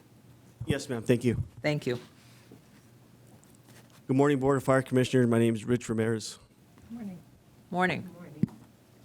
Pardon me, Madam Chair, is he speaking to 3 items, I believe? 6A, 6B, and comments? What I see on the card, let me see. Just want to make sure I give him the correct He's minutes. making public comment to 6B and all items. Yes, ma'am. Okay, 2. So he's, go ahead. Right. Once again, good morning, Chief Crawley, all those in attendance. My name is Rich Ramirez. I'm Director, UFLAC, Local 112, also a firefighter paramedic for LAFD. I want to go ahead and capitalize on my brother here, Adam Walker, and just bring to attention of how long this has been going on with the payroll issue. I was put in charge of the task of getting this data together on our side. It's actually started way back in 2019, 2020. The department did not even put anything out on the portal or let any of the members know that they're working on anything until August 10th of 2023. So that is 3 years before they put anything out to the membership, letting them know that they are aware of a problem, which is unexcusable. These are members. I want to explain who they are. You might see us as firefighters, paramedics, captains, engineers, AOs, and those that serve the public. But what they are when they put their uniform up in their locker and they get relieved, these are parents, these are mothers, these are fathers, these are sons. These are people that are actually take care of their mothers and their fathers, and some actually take care of their grandparents also. There's a contract, MOU 23, that the department is not obeying by at all. It says where your step should be, how much you should be getting paid per dollar. It's blatantly being dismissed. These are members where I'm talking to, I have to talk to their wives, their husbands, and explain to them how they're not getting paid correctly. They are owed thousands, and I mean thousands of dollars. I'm talking about $30,000, $40,000 in back owed pay that they're waiting for. For years, this has been going on. It's unacceptable. These guys are in a financial heart where they might have promoted to captain. They might have served the city for 10, 15, 20 years, get their longevity pay. They're not getting it. But they still continue to lay their life on the line for the citizens. I just want to make it very clear that these members not only are firefighters protecting the citizens of Los Angeles, but they're the breadwinners. We have members that are off maternity leave that are calling me, hey, I didn't get a check this week. I have to call. They are literally not getting checks. They're cutting paper checks, and they have to come and drive in and pick up a paper check because payroll's messed up. It's continuing every single pay period where members are not getting paid their overtime. We're getting flooded with phone calls. Hey, I didn't get paid my overtime. What's going on? We have to make our phone calls. Oh, it'll be on the next check. But they've worked their hours. They abide by on their side of the contract to do what they're doing, and they're not getting paid. So please, if you can look into this and help us out, help our members out, because they are fed up and they're tired. Please, thank you. Thank you.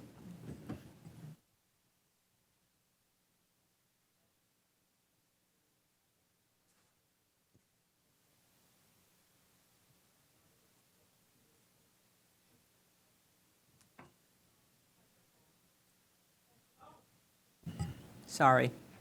Consent items. A is the report on the agreement with Spruce Technology. Item B is the report on the status of LAFD projects. Item C is a report on the status and disposition of LAFD matters considered or referred to city council committees. And D is report on the 2020 FEMA cooperative agreement. Commissioners, does anybody want anything pulled from the consent calendar? Not me. Okay, can I get a motion to move the consent calendar in toto? So moved. Can I A get a second. Okay. Okay. All in favor? Aye. It has been moved and seconded that we will move all of the items on the consent calendar forward. Okay. That takes us to 6A, our regular agenda items. And the item A is the report on the plan to implement the recommendations of the Los Angeles Fire Department's Standards of Cover Analysis Report on the adequacy of the department's deployment model in relation to service goals and national standards. And I see that we have Chief Dixon. Yes, ma'am. Acting Deputy Chief, Acting Chief of Staff, Tyler Dixon. Good morning, Madam President. Good morning, Commissioners. Good morning, Chief Crowley, staff and guests. Yes, ma'am, as you stated, I'm here to report to you on the department's plan to implement the recommendations that have been outlined in the previous board report that was provided, articulating the City Gates standard of cover analysis of the department's deployment model. Before you, you have a report that outlines the department's internal analysis of the report provided by City Gate, which was retained to analyze the deployment model of the Los Angeles Fire Department, specifically in association with fire suppression resources and emergency medical resources. The report outlines particularly focusing on the response of these resources, the travel distance, the response times, and the adequate effective response force. It also outlines the analysis of duplications of incidents within individual response districts and the overall deployment model's effectiveness in relation to accepted international and national standards for both fire suppression and emergency medical services. One item to highlight before we dive into a high-level highlight of the report is that the standards of cover analysis that the department is reporting on implementing those recommendations covered the period of 2018 to 2020. That is the data that the Citygate independent third-party agency used to develop their recommendations, which we're going to talk about today. The standards of cover analysis looked at our deployment model holistically and individually based on fire station first-in districts. And several of the key findings that the standards of cover reported by Citygate found was that the number one challenge facing the Los Angeles City Fire Department is the high emergency medical services incident volume or demand for emergency medical services by the residents and visitors of the Los Angeles area. The second challenge that they outlined is small service gaps associated with one particular location in the San Fernando Valley where they're recommending an additional fire station and a nearby location recommending an additional battalion chief to meet those national and international standards that we described on recommended abilities for response. To dive into the first challenge that was outlined by Citygate, the high EMS incident volume. A couple of items that I would like to highlight out of the report that's been provided to you, commissioners, is that Citygate made the statement that they have found that in multiple areas in the city of Los Angeles, they have found that the EMS incident volume in those areas is the highest that this international company has ever measured. In addition, they have identified 28 LAFD stations where the volume and simultaneous demand to these stations is the highest that Citygate has ever measured in their robust analysis of many, many fire departments, both nationally and internationally. I'll read you one quote from their report to highlight that item. Even if fire stations are appropriately located and contain multiple staffed apparatus, peak service demand frequently results in all units assigned to a station simultaneously committed to one or more incidents, thus driving simultaneous service demand to adjoining stations, which results in a cascading delays on unit travel times and overall response performance. Citygate provided in the previous board report that we submitted several months ago of their analysis, they provided detailed mapping and detailed analysis of our 106 fire station locations, including travel time, and outlined for us several areas of what they describe as high-impact EMS areas, which are detailed based on that paragraph I just read to you. That's in South Los Angeles, the downtown metropolitan area, North Hollywood, an area that covers 3 stations ranging from Hollywood to Mid-City to the Fairfax District, and then in the San Fernando Valley in the Arleta, Pacoima, and Sylmar area. These are areas that Citygate has determined are our highest impact areas, where the volume not only of fire suppression activity, but the volume of EMS activity overwhelms our EMS resources, our light vehicle resources, our ambulances, and several of our other light vehicle EMS response units, to the point that we have to continuously task our fire suppression resources in those areas, to the point that on a daily basis we have a drawdown on resources in those areas that have negative impacts on our desired service goals. With that, Citygate also highlighted several points in their standards of cover analysis that we have some of the highest volume individual units at 28 of our fire stations. They highlighted that we have many EMS and fire suppression resources that have an unsustainable volume of work on a daily basis. They highlighted that our peak service demand is between 9 a.m. and 9 p.m. on a predictable manner, and put together those 3 items that we just covered, the high impact areas, the high volume of workload that are on 28 of our stations, coupled with the workload of not only those 28 stations, but we have 10 stations that are of our top 10 stations that are, again, the highest volume that Citygate has seen in their history. With that, they make recommendations for immediate action and immediate escalation of our available resources to meet our service goals. And I'll outline the plan that we have developed over the 3 years to implement those after we just cover one more item here. In addition to the overall assessment that we've just described, Citygate has identified one particular, or our largest, gap in service where we have the need for an additional fire station. That's in the center part of the San Fernando Valley near the community of Arleta, where travel times are well beyond desirable service goals. And even if all resources in the surrounding fire stations are available and not tasked with another incident, we have a need to place additional fire resource and EMS resource in that location. One area where the fire department analysis of Citygate departs from their overall recommendations is we feel that Citygate only highlighted our most significant coverage gap. You can see plainly on their maps and analysis that we have multiple other areas that have smaller service gaps. In addition to that, they highlight that many of our fire stations are already filled to capacity with available units.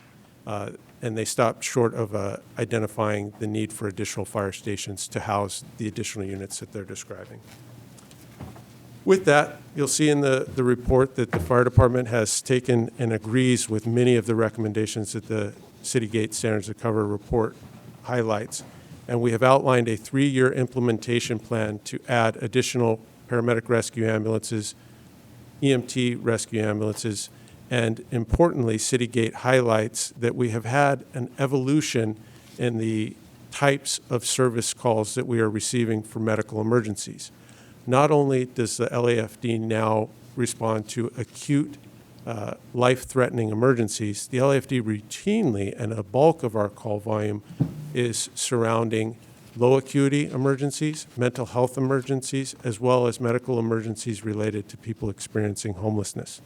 This is on top of a very busy fire department in association with our fire suppression activities. This is one of the busiest fire suppression services on top of the EMS services in the country. So with that, we've outlined the need for an evolution of our light vehicle fleet of EMS response units. We've outlined the need for advanced practitioner response units, which we've talked about in this setting several times. That a fire department has 4 to 5 advanced provider response units operating on limited capacity and limited hours. We've outlined an expansion not only of our traditional fleet of rescue ambulances staffed by paramedics and EMTs, but the need for additional alternative response units like advanced provider response units and fast response units. I welcome any questions at this point and happy to cover in more detail anything in the report. Okay. Commissioners. Commissioner DeLucich. Thank you. Thank you very much for this. I'm really happy that it's such a bold plan. When I read the Standards of Cover report, and I was really concerned about how we're going to be able to make a dent in this increased demand, and even higher than when the report first came out. So I'm really happy to see all these specific recommendations and plans. I think that's going to be a huge help. And when we go to the budget, we can see if we're asking for enough money to cover all this. Just one thing I really would like to get is a report on the feasibility and advisability of reinstating the single-function paramedic classification. I want to hear from people who are experts on this, to what they think are the pros and cons, if that would make sense. So, I don't know how long it would take to get such a report. I don't know, 3 months, 6 months? I know it's kind of a big deal, and I know there's a lot of people to check with.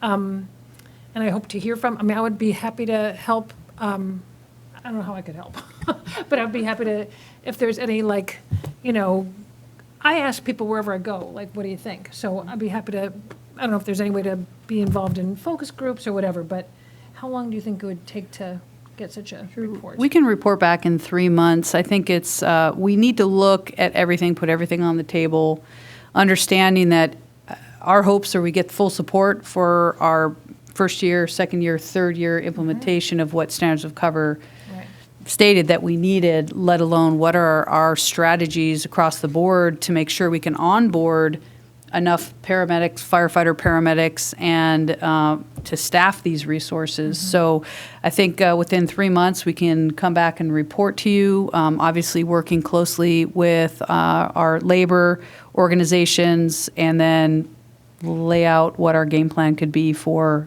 ensure that we can staff appropriately. Thank you. But I think this is excellent, so thank you for all who worked on it. So, as I understand it, what Commissioner DeLucich is asking for probably is something that we should anticipate coming before June of next year, of 2024. Right. So at that point, ma'am, yes, we'll know what type of support we're going to have with the budget, but I think that lean forward posture of what that potential hiring strategy might look like is what we need to prepare for right now. Understanding from the historical perspective, from our firefighters moving into the paramedic side of things, what we can fill with what we're doing now with current strategies versus what does this look like in the future if we do obtain these additional funded resources. We need to have a strong strategy to understand how we would fill those seats. So I think the conversation should be happening now. Okay, but let's say, so it doesn't get on in that netherland of to be determined.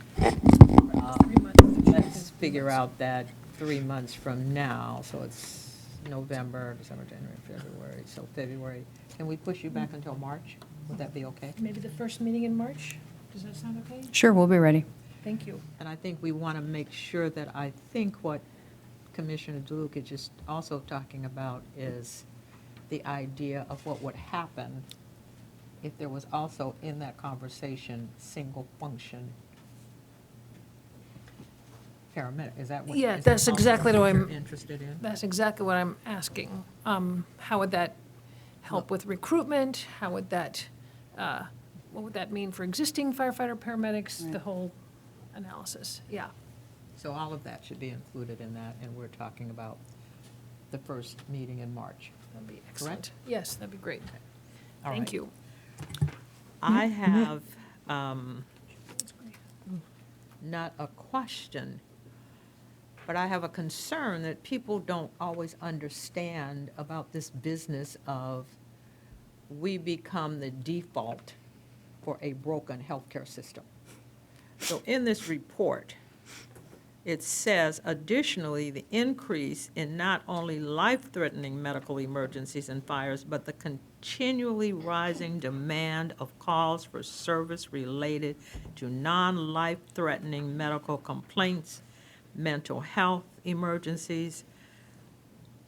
That's because our healthcare system is broken.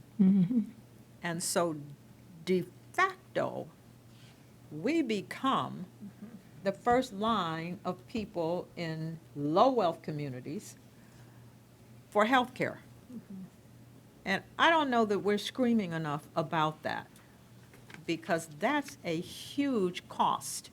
When you're talking to me about the number of runs that we're having, when they're saying they've never seen this kind of high volume, we have a huge homeless problem. We also have a huge problem of people not being able to acquire health care. And that falls on the Los Angeles Fire Department.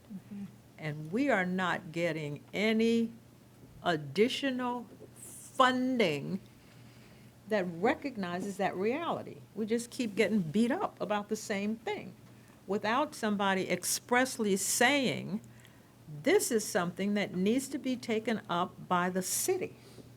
This is something that needs to be taken up by the state, something that needs to be taken up by the county supervisors.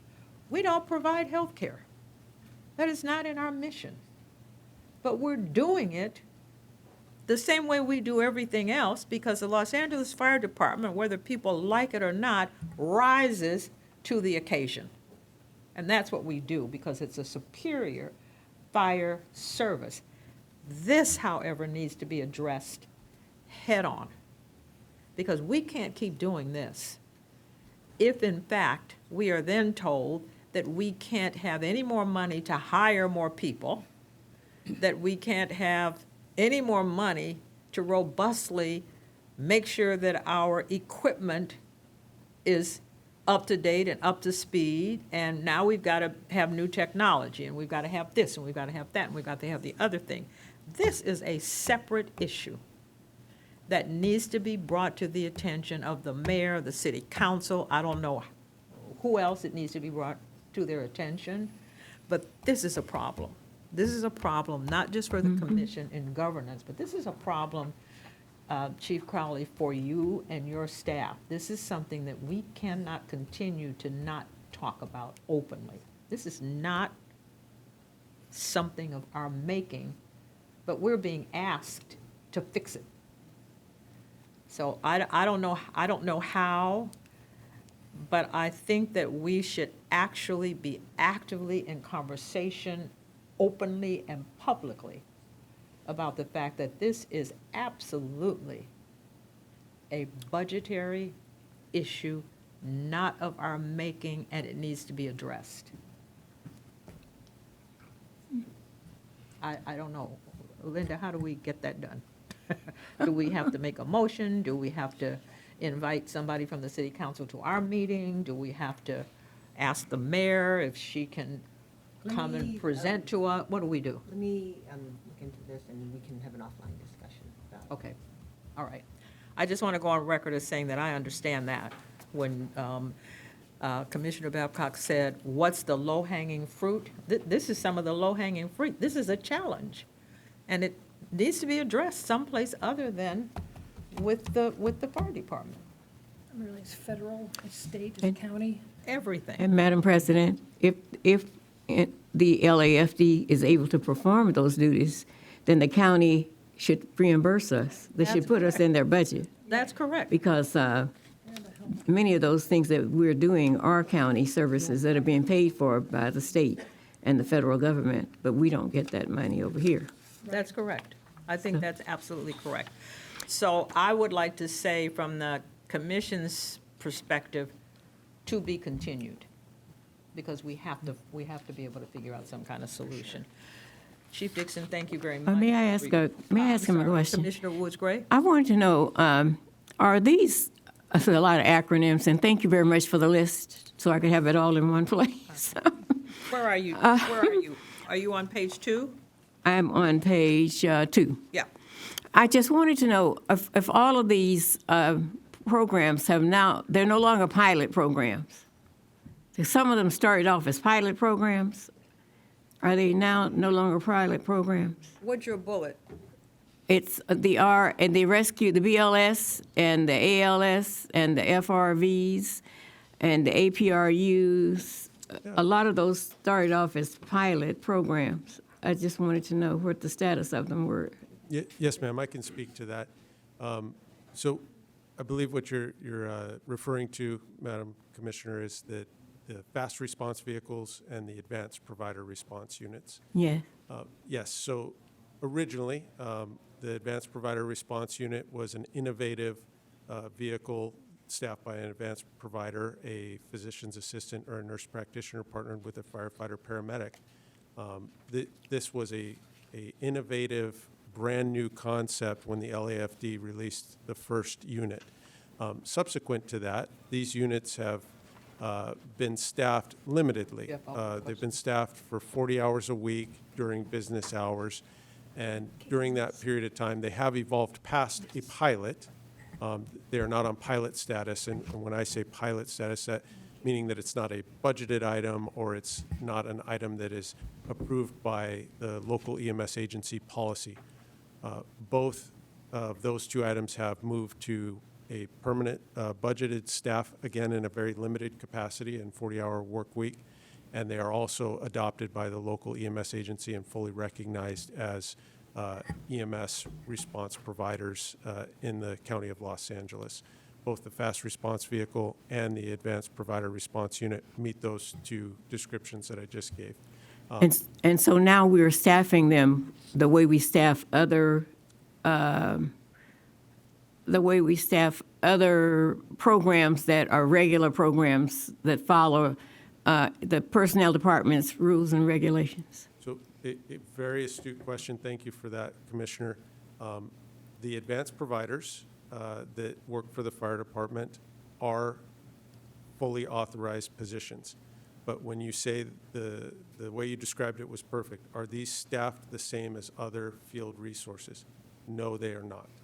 They are staffed in a limited capacity during a 40-hour work week period. They also do not have constant staffing associated with them. For example, the fire engines that are on shift 24/7 have constant staffing. So if a firefighter calls in sick, we hire an additional firefighter to fill that seat. That would be the primary difference between the advanced provider response units and your other fleet of EMS and fire suppression responses. The fast response vehicles, we have 2 iterations of those at this time. Both are adopted by the local EMS agency, staffed by 2 firefighters, at least one of which is a paramedic. One iteration of that is our tactical EMS unit, which are specially trained paramedics that have additional training. They work in a 40-hour capacity. And then we have 2 and sometimes additional fast response vehicles offered on overtime. So those are not fully authorized or funded staff. And that's what this plan calls for, is to staff all of those resources that we just discussed in a either 12-hour constant staff 7 days a week, or in some cases 24 hours 7 days a week. Okay. And ma'am, real quick, just to clarify too, the pilot, so we've shifted out of the pilot, but what we need, and I will be very clear on what we need, and these are fully funded positions. That's what's in this implementation plan. So from our advanced practitioner units to our FRVs to our additional 800 V-hour staff, so we're supplementing the best we can with overtime. That's not a sustainable model. We're definitely in step with UFLAC when we say we need fully funded positions to cover what standards of cover show that we're woefully underfunded and understaffed. So with that, that's this big ask, and we're trying to be mindful. It's going to be over the next 3 years, but just throwing overtime hours at it doesn't bring consistency and a sustainable plan for the future.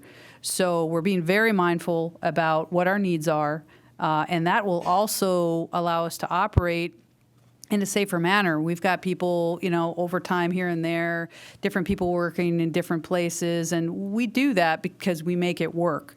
But we need a long-term strategy, actually an immediate strategy for this next budget, let alone what we're going to be doing over the next 3 years, well into the next 10 year, knowing that we're going to be increasing with our call volume as well. So this is the first of many asks across the board with how our department needs to be funded and supported, and that'll get us to where we need to go. Okay, very good. I like the increased amount of EMS training at the drill tower. I think that's really great. And I'm also glad that you're looking at the dispatching of 3 or 4 vehicles to one incident sometimes we've talked to. So those are all good things. Thank you very much for your forward-looking report. DeLucich has some additional questions, comments. Oh, no, I'm good. You good? Yep. Okay. Chief Dixon, thank you so much. Thank you, Madam President.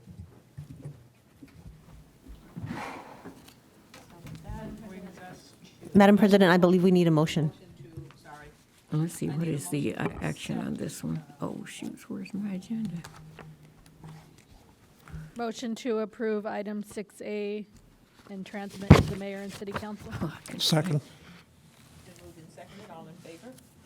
Aye. Aye. Aye. Aye. So we will move that to receive and file. Okay, we are now down to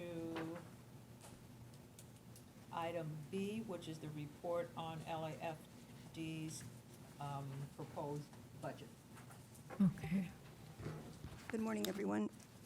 Where's My name is Sandra Ocon. I'm the Chief Good morning. Management Analyst. I can't hear. I'm sorry. Move the whole thing forward. Hello?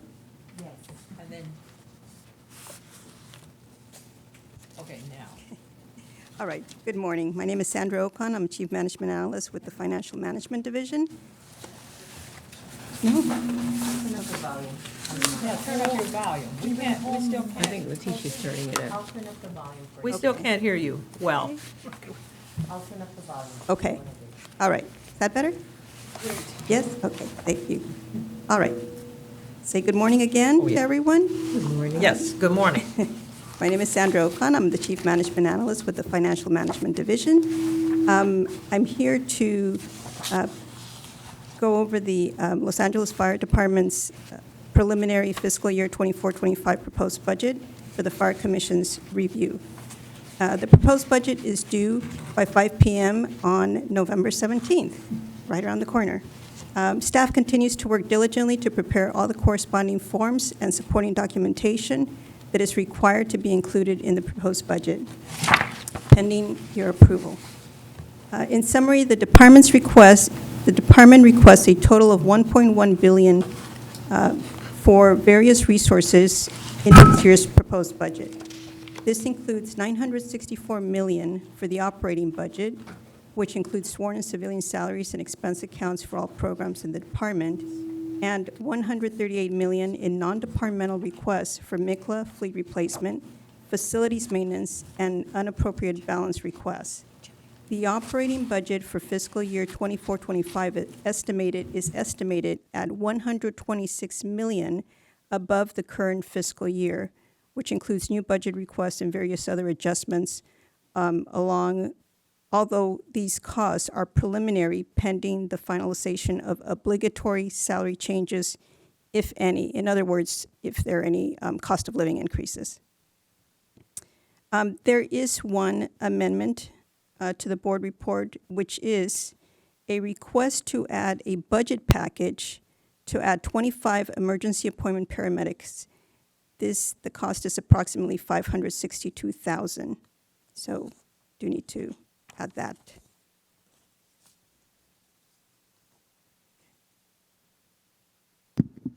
You'll give me that information following so I can edit the report accordingly? Yes. Okay, very well. Highlights for the proposed budget.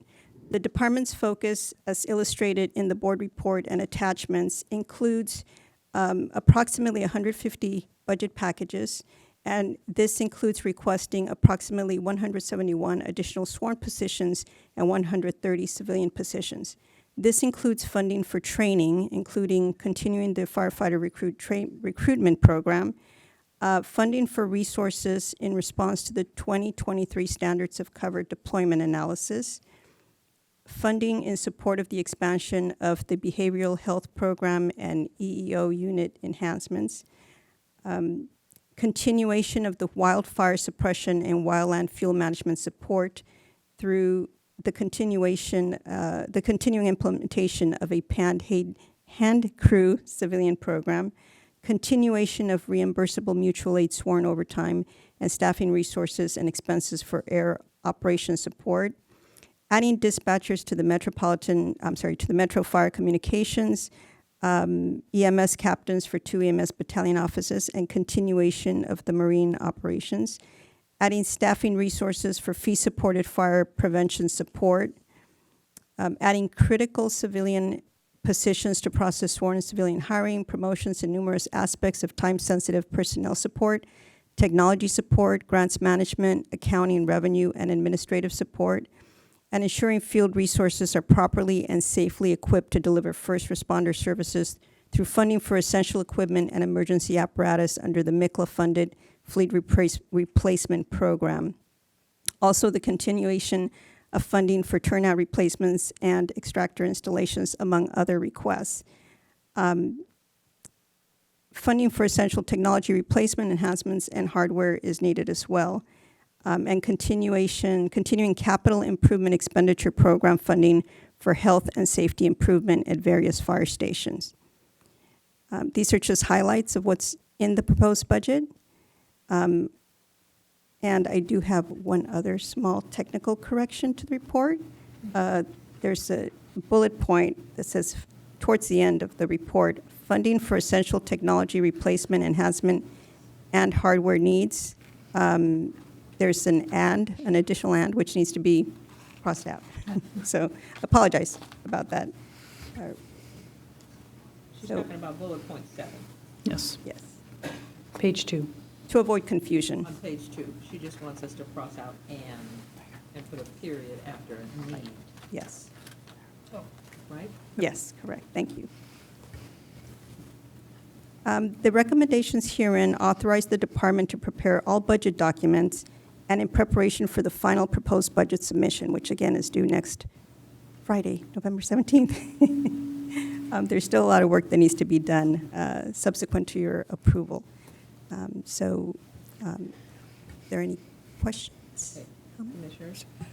Yes. Questions, Commissioner Babcock. I thumbed through it as quickly as possible, and thank you for getting it to us in advance as well. But just after hearing from UFLAC, is there any line items in here that address that deficiency regarding the unpaid overtime, or is that coming from prior budgets? So my understanding, and I'd be happy to get into a little bit more detail, Cassandra gave us the high-level side of things. So that with the back pay piece is in our current, yes, so that is path forward, doing the retro checks, completing the retro checks, and moving forward. So this is specifically for this next budget. Okay. But what I'd like to highlight too is also, if you looked at the overall numbers, 130 civilian, we need to continue, I should say, and push forward to request and require the support staff. Yes. And I did see that in and that was purposeful, knowing that even with additional, it said 171 sworn positions, that's on top of us filling the seats now. Correct. And again, that's purposeful when you talk about our meeting our mission. But just as important is the support staff. 100%. And we are woefully understaffed when it comes to the support staff across the board, across this organization. Right. So a lot of time and effort went into understanding our complete mission, not just on the emergency operational side, but training and support. And that's why you see such a large ask, but it is justifiable. Yeah, and I thank you for mentioning that because I mean, back office of any organization is super critical. And I see just from an, outsider citizen that LA City is being more aggressive about recruiting within the city as a whole. So I know that, to work within this department as a sworn and a civilian person is critical. And I do see that there was a line item for that and overtime for civilian members as well. Right, and that again is very critical. purposeful, right? Understanding that with our limited resources we have here and now, how do we sustain that and build off of that? And overtime is a nice thing to have, but not always the sustainable model. Correct. And that's why you look at the additional 130 civilian positions is significant ask, but for all the right reasons. So with the overtime and then build off of that. Now also a very important point is same position that we're taking on the sworn side is fill the seats that we have, empty seats. Same thing with our civilian workforce. We've got 22% vacancies right now. So city leadership has made it clear, like don't ask for anything if you haven't filled it. But with that, we know we need to lean forward because in the end, if we are supported in our ask, it's 6 months of funding. It's 9 months of funding. So that's October, that's January of next year. So that's the position that we're taking is we're lean forward with, we're going to continue to fill the vacancies. We've got to fill our civilian vacancies. And there's a lot of challenges across the city. So this is setting us up for talking January 2024. So we're going to work really hard and work well with the city to fill our seats, but we need to continue to advocate for additional positions. Absolutely. Okay. Can I, Commissioner Woods-Gray? Yes. Thank you, Chief, for addressing many of the issues that are important to the department, as in mental health and building and maintenance. That's been a really big thing there. I wanted to find out, and I'm so happy to see arson mentioned so many times in the budget. That's great. But what does 6 vehicles hold pending metrics? Was that for the arson side? It's arson, counterterrorism staffing request. Right. So, and maybe we'll have ASB or somebody step up to say or be able to communicate the details on that. My understanding is that out of Mikla, we're holding 6 vehicles aside for arson. So those would be new vehicles. That's my understanding of that ask. So the whole pending metrics, that's the part I'm looking at. What does that mean? Does it mean they're getting 6 vehicles? That means we're going to hold them. And then what I had asked for are also the metrics. There's been dialogue back and forth. Do we add the additional 24 hours, that sort of a thing? So we're working closely with our emergency operations commander and the chain of command. And again, it's a justifiable metrics, so we can look at the metrics and understand what is the best path moving forward operationally. So if we do decide to add the additional 24-hour shifts, that's times 3 platoons, that'd be the 6 cars. So that's why it's pending, but we're putting that off to the side depending upon what we decide.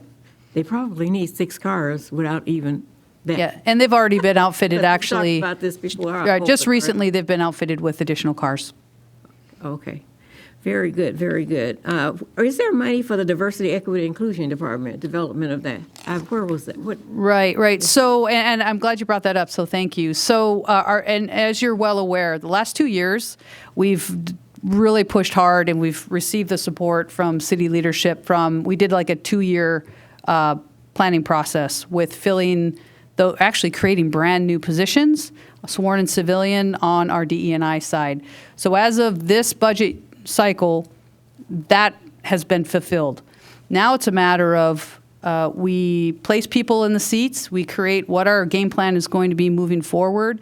You asked, have we added additional resources? That's where that EEO unit comes in that would come under our DE&I Bureau. So we are asking for 4 additional EEO positions. Again, and that is purposeful action, understanding as an organization as large as we are, we have 1 EEO coordinator for our entire department. You know, this is the first time I think we've even asked for additional EEO. So that would go under, so that would, in my mind, that's the additional ask, is for the EEO unit creation, which we've never had. We've always had 1 person, and that's just not enough, especially as we want to lean forward organization. It should be ongoing training, and plus the EEO side has additional job duties when it comes to EEO analysis on our professional standards side, as well as other missions. So this would help us plan to start to create a new unit, an EEO, and should be ongoing. So that in my mind goes under the DE&I side. Thank you, Chief. Those are my questions. Thank you. Commissioner Lukic? Thank you, and I'm glad that we were just talking about training, and I heard Ms. Ocon talk about training, but I didn't see it in here. But I wonder if there is a budget for training for DE&I, for possibly the PSD unit. President Hudley Hayes' last commission meeting was talking about training for new captains. So is there a training budget in here, or training ask? Right. So normally our training would come, unless it's additional positions, so which we're lining ourselves up for that, depending upon what type of training, would come out of our vet funds. I see. Now, that's where we can work, again, being very mindful of the type of training that we want funded, either internal training where we can send our people to additional training or train the trainer. So those funds, and we've been very mindful about not utilizing those funds for things that should be a budget line item. And last year was the first time that we actually utilized our paramedic training was a budget line item. Same thing, and that's what this ask is in this year, is same thing with the annual training, shouldn't come out of vet funds for our helicopter or air ops. Right. So that's an ask. Now, on top of that, we usually can utilize that'll open up our vet funds for additional training. So that's, I think, more appropriate of how we should be utilizing the vet funds. And then the budget line items, those are big asks on the air ops as well as the paramedic training. So that'll open up additional funding for us. Okay, thank you, that makes sense. And then facilities improvements, we heard from some speakers today, and I have talked to a couple of fire stations I went to, like one has asbestos and Fire Station 12. Is there enough money in here for, though it didn't look like a huge amount for facilities improvements, is that enough? Right. If you looked at historically what we've asked for, this is a bigger ask than we've ever asked. Now, is it enough? When we leaned on our fire facilities and subject matter experts, that was their mindset of how much money we would need to sustain what we've got. Now, the infrastructure piece, you ask, well, what else is top of mind? Infrastructure support is a big one. So, yes, so that in itself, and that's just to maintain what we've got, let alone what's the long-term or intermediate strategies to build other infrastructure. And we've got a lot of plans in place. We'll come and be able to report of what our game plan is for new facilities. That $4 million is set aside just for infrastructure that we have now. And we already have it all lined out as to what stations need what's still been pending for way too long, and that's why we've asked for what's in there. Okay, great. And my final question is just on the youth programs. I was really happy to see youth programs, but again, is that enough? That was for uniforms. Is that enough to like really expand and double down on our youth program work?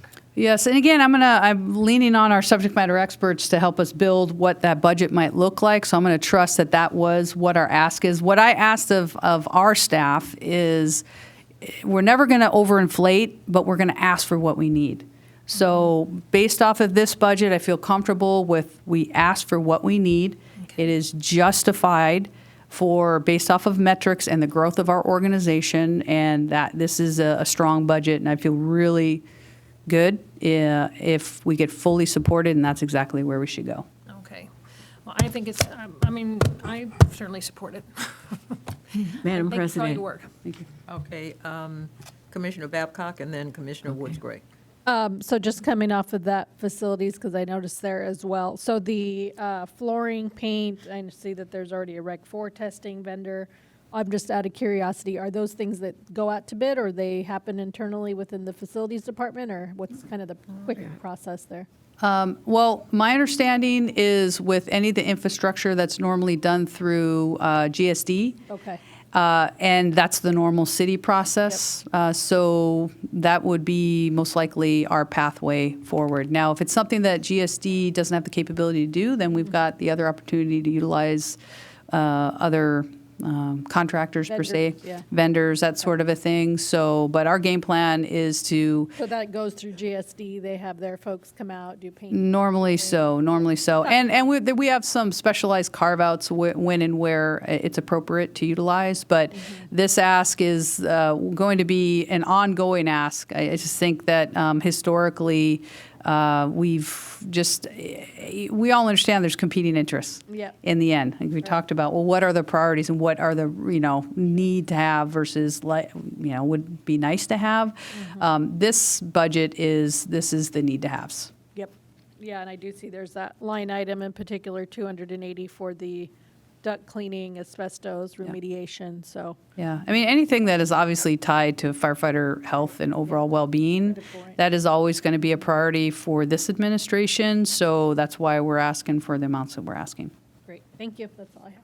Commissioner Woods-Gray? Yes, just 2 points. I know that I've inquired about the painting before, and they said GSA does it because there are certain requirements for the paint that's used by the city, and they have all of the requirements and everything, all the paint together, so they keep that safe.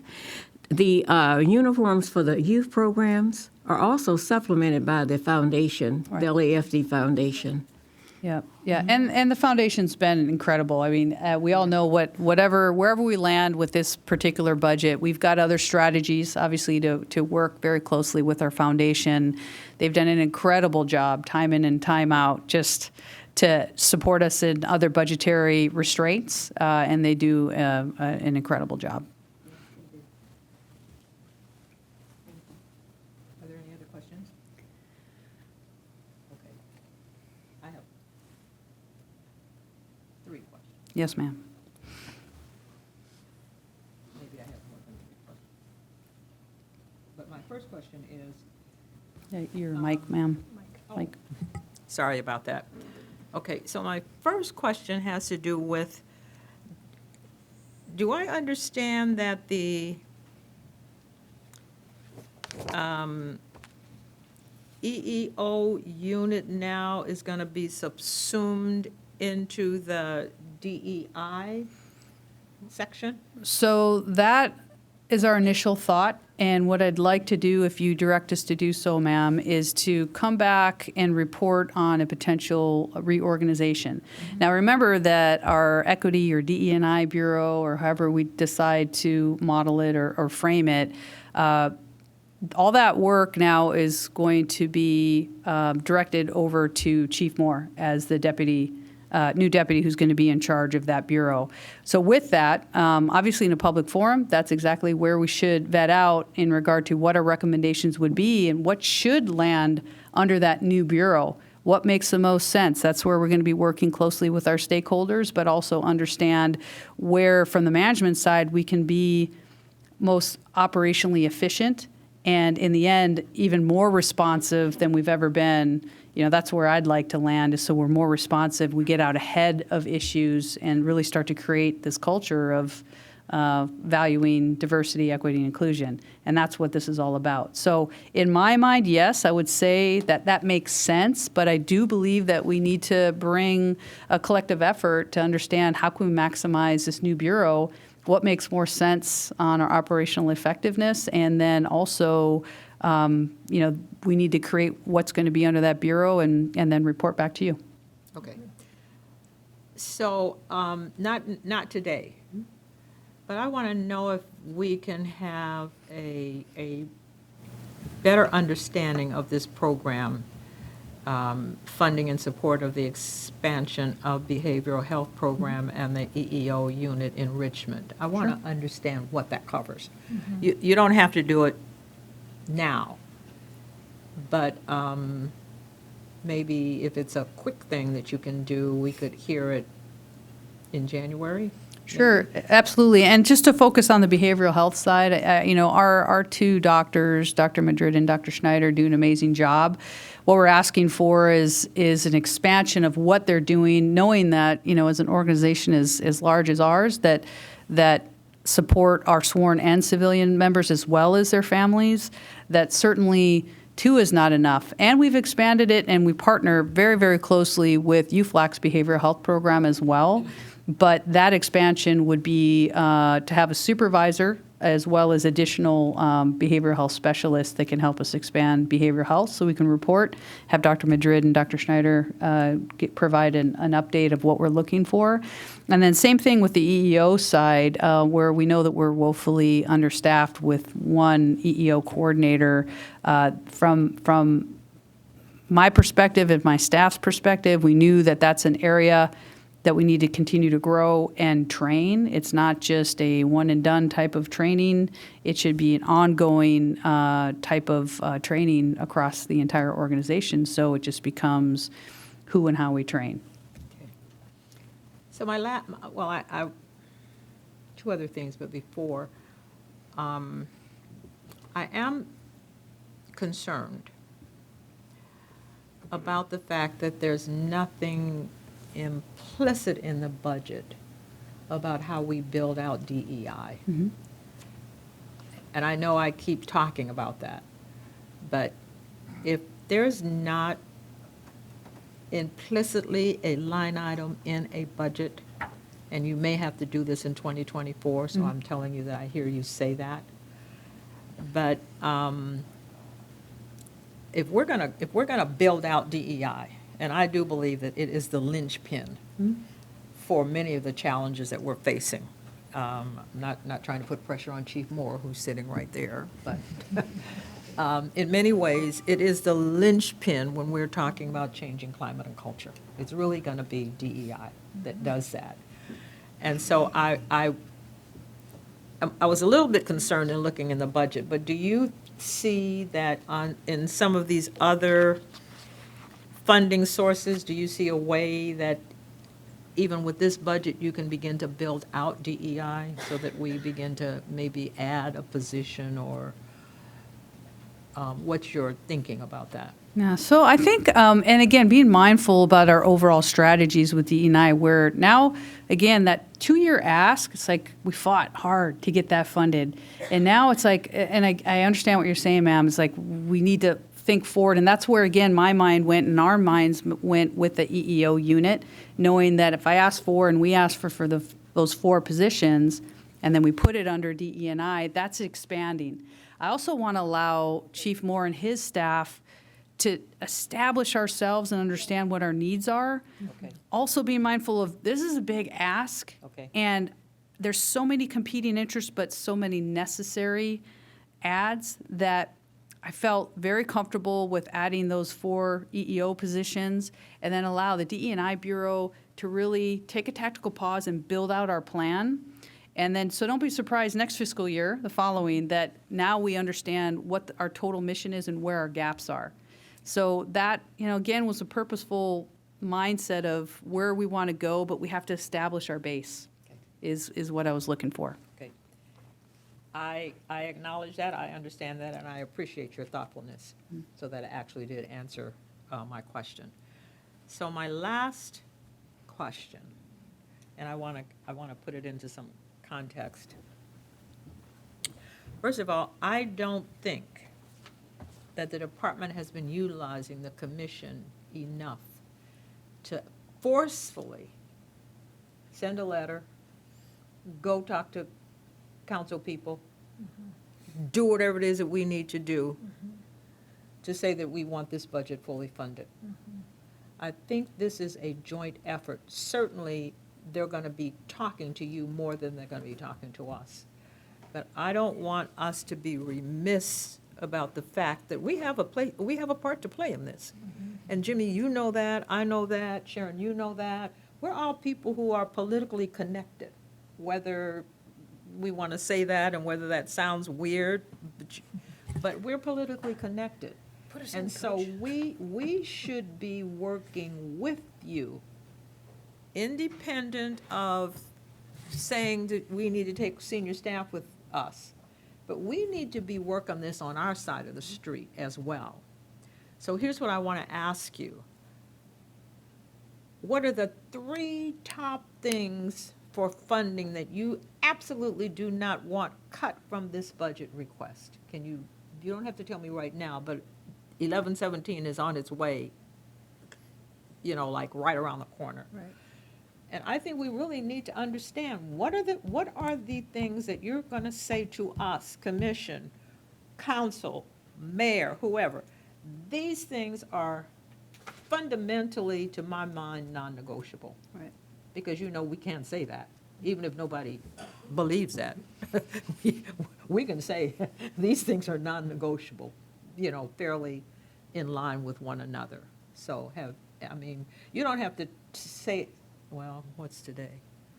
Today is the 7th. Do we have another meeting before the 17th? No. So I can answer that, absolutely. I can answer that. So just based off of what is before you on page 2. Yep.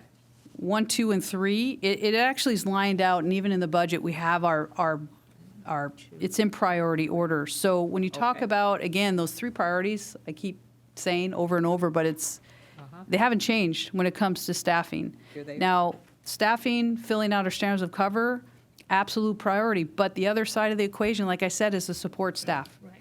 So that's hand in hand. I don't think that without one, we cannot have the other. Knowing that we could potentially be adding in all these additional standards of cover positions, that we need the support staff to support us. And that's payroll, that's out of our personnel section, that's all of it. So those go hand in hand. You've got from firefighter safety, health, and well-being, boom, there's a 3rd bullet right there when it comes to behavioral health program and EEO, which, as you know, is just as important when we're talking about what we want to do in our DE&I bureau. And then all the way down the line, in priority order, I think that if we focus on those, but again, I don't want to focus just on those. We need the whole package. So, but to answer your question, I would say those main bullets that are bulleted out right there before you, and then I think we continue to advocate and walk in step with one another, and look for the support. Okay. Linda, this is a question that's actually I need to ask you. Is it appropriate for the commission to prepare a document that goes along with the chief's document so that we are in lockstep and saying to the mayor, to the council, that we on the commission, on paper, are saying that this budget needs to be fully funded? I think it gives it more strength. Usually when you have commissions and you have departments, they're kind of separate. People kind of feel like, well, we're not really with the department, we're kind of have some kind of, a little bit of tension. It appears to me, from listening to my colleagues, that there's no tension for us. So, well, effectively, when the board approves the report, that's the board is effectively giving a seal of approval for that. Yeah, I Whether or get not that.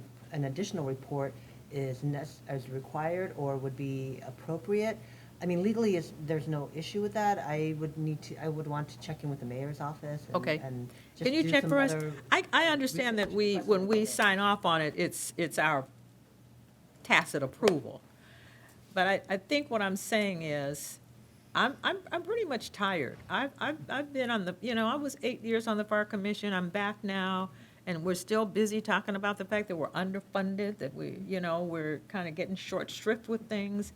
And I'm just trying to figure out if there's a way that the commission could be more assertive about the fact that this can't continue to go on. The chief has outlined why this cannot continue to go on. She's looking out 5 years from now, and basically what she's saying, and I believe she's right, is we're just gonna crumble under the weight of this stuff. And so I'm just wondering if, in addition to us saying, yes, we approve of the budget, should we not be saying something else that is more proactive, or something that is more robust in terms of how we, I guess, how we interact, or how we More- say that we feel about this?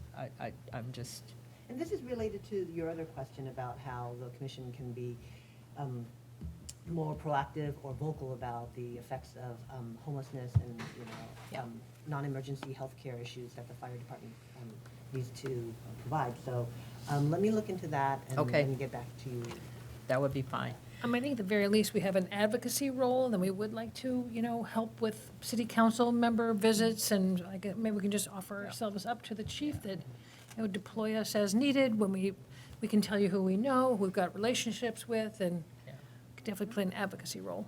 But not to get in your way. See, we don't want to get in your way, but I think that we need to be more awake and alert when those opportunities arise. And I just have another question, which I don't understand.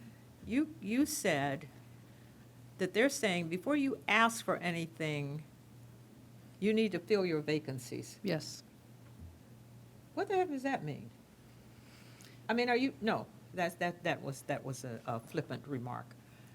Are you saying that there are vacancies within the fire department that are already funded that need to be filled? Yes. Aha, I got it. Then they're saying, fill these vacancies that you already have funding for before you can ask for. Right. Before you should be asking us for extra. Yes, and then again, we're advocating, understanding that we're talking 6 to 9 months from July of when we would actually be adding additional positions. So our intention is pure. We know, believe me, we want to fill all the vacancies. So it's working with our other city partners to expedite what the process is, and whatever the reasons are. But in the end, our goal is fill our vacancies and then add those additional needed positions. And if I could just clarify too, focusing on the balance of what we're asking for on the operational sworn side, again, I think we need to retrain our brains for the right reasons to understand the support capability and the support needs. And that goes beyond like personnel and payroll. That's technology. That's understanding how do we maximize our efficiencies. That's understanding what our information technology bureau's needs are. That's understanding as we focus on what our fire prevention needs are with more buildings. Of course, we need to add positions. So just looking at a holistic approach, again, I feel very comfortable with what we asked for, which is based off of our needs, but it's a holistic approach, understanding that we're just, our need is there and it's justified. Yeah. Okay, so, and then let me just say this one thing, and then Commissioner DeLucas has something to say. I think that it is totally, this is my opinion, I'm not asking any other commissioner to join me, I think it is totally ridiculous to ask you to fill your vacancies when we know what the vacancy rate is in the city, before you can ask for the positions that you need that will push us forward. That doesn't make not a bit of sense to me. And I just want to go on record as saying that. We know that in the city, we have a, 22% vacancy rate in the city, not just in the fire department, but in the city. So when they say to you, hey, fill all your vacancies before you ask us for something else, it just is not, for me, that is turning the thing on its head. We need the positions, the additional positions that you're asking for, we need those. And what we should be saying is, we are struggling like everybody else is to meet the needs of our vacant positions. But why are we being held hostage when we're asking for new positions that are justified? It's a conundrum that shouldn't be there. And I don't know how we talk about that. I don't know how we explain that. I don't know how we go about saying that to, the powers that be, because I know that the city council, I understand the system, and I know they're the ones that vote on the budget, but it just, it doesn't make sense to me. Commissioner DeLucich. Well, I was just going to move that we approve the proposed budget report and recommendations. Okay. Do we have a second? Second. This has been moved in second to move to. As amended? What was amended? As amended. Oh, as amended. As amended. Okay. She thank added you. new things. So it's moved and seconded that we move this report forward as amended. All in favor? Aye. Aye. Okay. Thank you. Madam President, before we move on, though, can I ask the chief a question? Because I was under the impression that last year we budgeted 3 mental health positions, and they were approved by the city. But now we still have only 2 people? We have 2 people, and we're still attempting to hire those 2 additional. And we actually also funded 1 additional behavioral health specialist for UFLAC. So That was the third one. I'm being told that we are closer to hiring our new positions. But in the end, our goal is to have a full complement, 1 mental health professional per bureau, and then a supervisor. So our ask this for this next budget would fill that out. Oh, good. I just wanted to make sure we hadn't lost some people. No, we've that I thought we've we gotten a had. lot of support, but this is in addition to This is- knowing right, that. 2 extra would be extra. Okay, good. Absolutely, All right, yes. good. That's great. Thanks. Thank you. Okay, one more. Hi there. Sorry Good. about that. Good afternoon. This moves us down to the report, this is 6C, the report providing an overview of LAFD's Professional Standards Division adjudication process. Good morning/afternoon, President Hudley Hayes, Vice President DeLucich, Chief morning. Crowley, City Attorney Nguyen, and Leticia, and Commissioners. My name is Christina Kepner, and I am the Assistant Chief assigned to the Professional Standards Division. The Professional Standards Division investigative process is divided into 3 general segments: the intake or complaint, the investigation, and the disciplinary process. My report today will focus on the adjudication process within the disciplinary segment. PSD has 2 levels of investigations: field level and PSD level. A PSD level investigation includes any serious allegations of misconduct that are likely to result in discipline if sustained. These can include, but are not limited to, off-duty misconduct, allegations that may result in litigation against the department, criminal complaints, and EEO violations. Field investigations are conducted for less serious allegations of misconduct and are investigated by members assigned to the field or chain of command while working in collaboration with a PSD liaison. Complaints alleging discourtesy or rudeness, minor traffic violations, allegations of minor infractions of rules and regulations, or minor performance issues are examples of field-level investigations.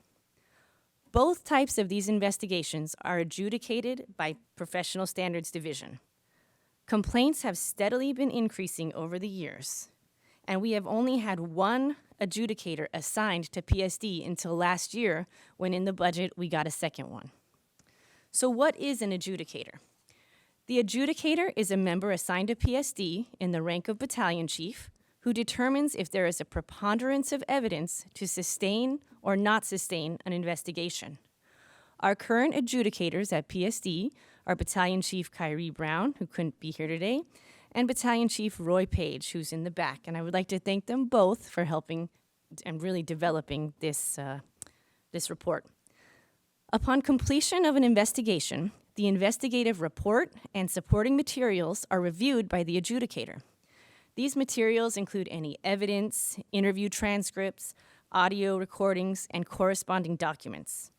The department's adjudicators use neutral and objective criteria and weigh evidence appropriately to distinguish strong evidence from questionable or less material evidence. They do not make presumptions or bias on the findings of fact. The rationale for each adjudication is in writing and clearly related to the conduct, the employee, and the department's rules.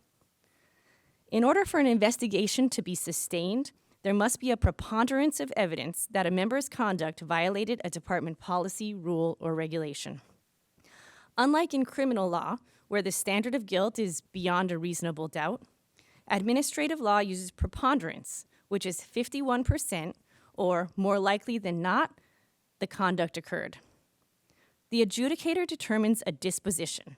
So attachment number 2 is the different dispositions that the adjudicator can find an investigation to be.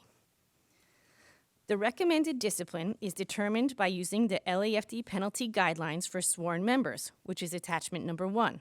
This was adopted on October 28, 2008, in addition to 12 factors that we utilize, which were first enunciated in case law, Douglas v. Veterans Administration. For civilian members, the department utilizes Section 33.2 from the Policies of the Personnel Department, Guide to Disciplinary Standards.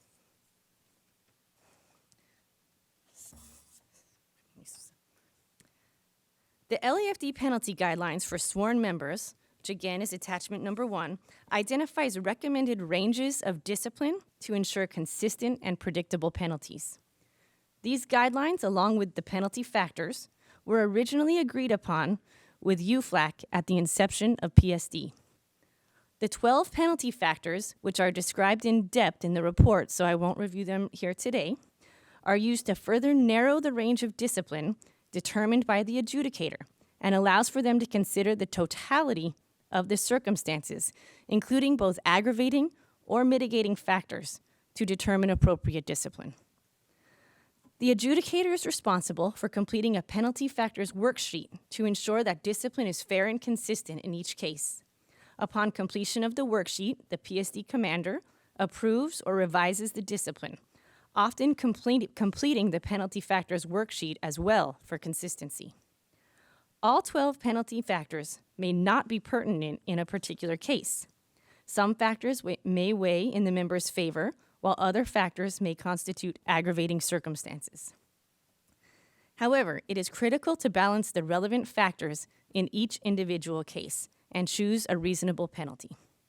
To remain fair, impartial, and unbiased, the adjudicator does not get involved in the investigation until the investigative report and all evidence are turned in for the adjudication. At this time, I will take any questions you may have. Thank you, Chief Kepner. Commissioners? Commissioner DeLukich? Yes, thank you, Chief Kepner. Just looking at attachment 1, and it sort of goes along with what I asked last time, which is on our status report list about disciplinary guidelines. Do these guidelines still make sense? This is from 2008. Are there gaps? Should we consider updating them? Will that all be in the report that's coming back on January 2nd? What are your thoughts about the guidelines? Yes, yes, and yes. I think they could be revised. I think a lot of them are relevant, and updates would be helpful as well, which we have been working on putting together over the last few months. Okay, great. Well, so would that be included in the report? Again, disciplinary guidelines, we requested on October 17th and is coming back on January 2nd. Could that be included in that, or do I need to ask for a separate? No, that would be included in that. Correct. Great. So again, so what's still relevant, what needs to be changed, and where are the gaps? Yes. Thank you. And then what would be the process to update them, of course? Yes, that is a process in collaboration with UFLAC. So we would come back to you with the report with your questions answered, and then we would go into discussions with UFLAC. Sounds good. Thank you. Commissioners? Okay. I have a question. What does the collaboration with UFLAC look like? For this particular part of it? Yep. So we would approach UFLAC with, of course, after the fire chief has signed off, with our suggested revisions and updates, and have a conversation with them. If they have any feedback or have suggestions themselves, we would gladly hear that, listen, and have a basically back and forth collaborative conversation on these revisions. And real quick, is this meet and confer? That I don't know for sure. We're looking into the city attorney, whether it's a meet and discuss or a meet and confer. That's my question.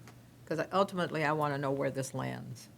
Meet and discuss is one thing, meet and confer is another thing. So can you include that as well in the report that Commissioner DeLukich has asked for? Yes, ma'am. I'm not opposed to either one. I just need to know, just in terms of governance, I need to understand how that works. Yes, ma'am. Commissioners? We're good? All right.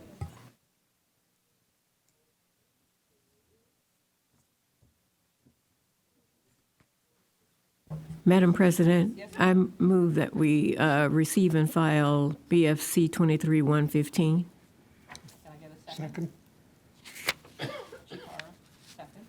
Okay, so it's been moved and seconded. We will move this forward for receipt and file. Gotta take a little vote. What? Gotta take a little vote. Well, I thought, oh. All in favor? Aye.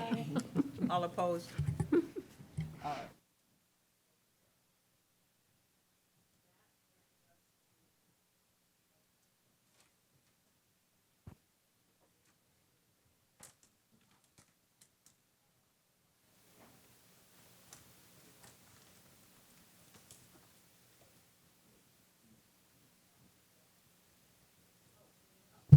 Oh, I need a So motion to moved. adjourn. So Somebody- moved.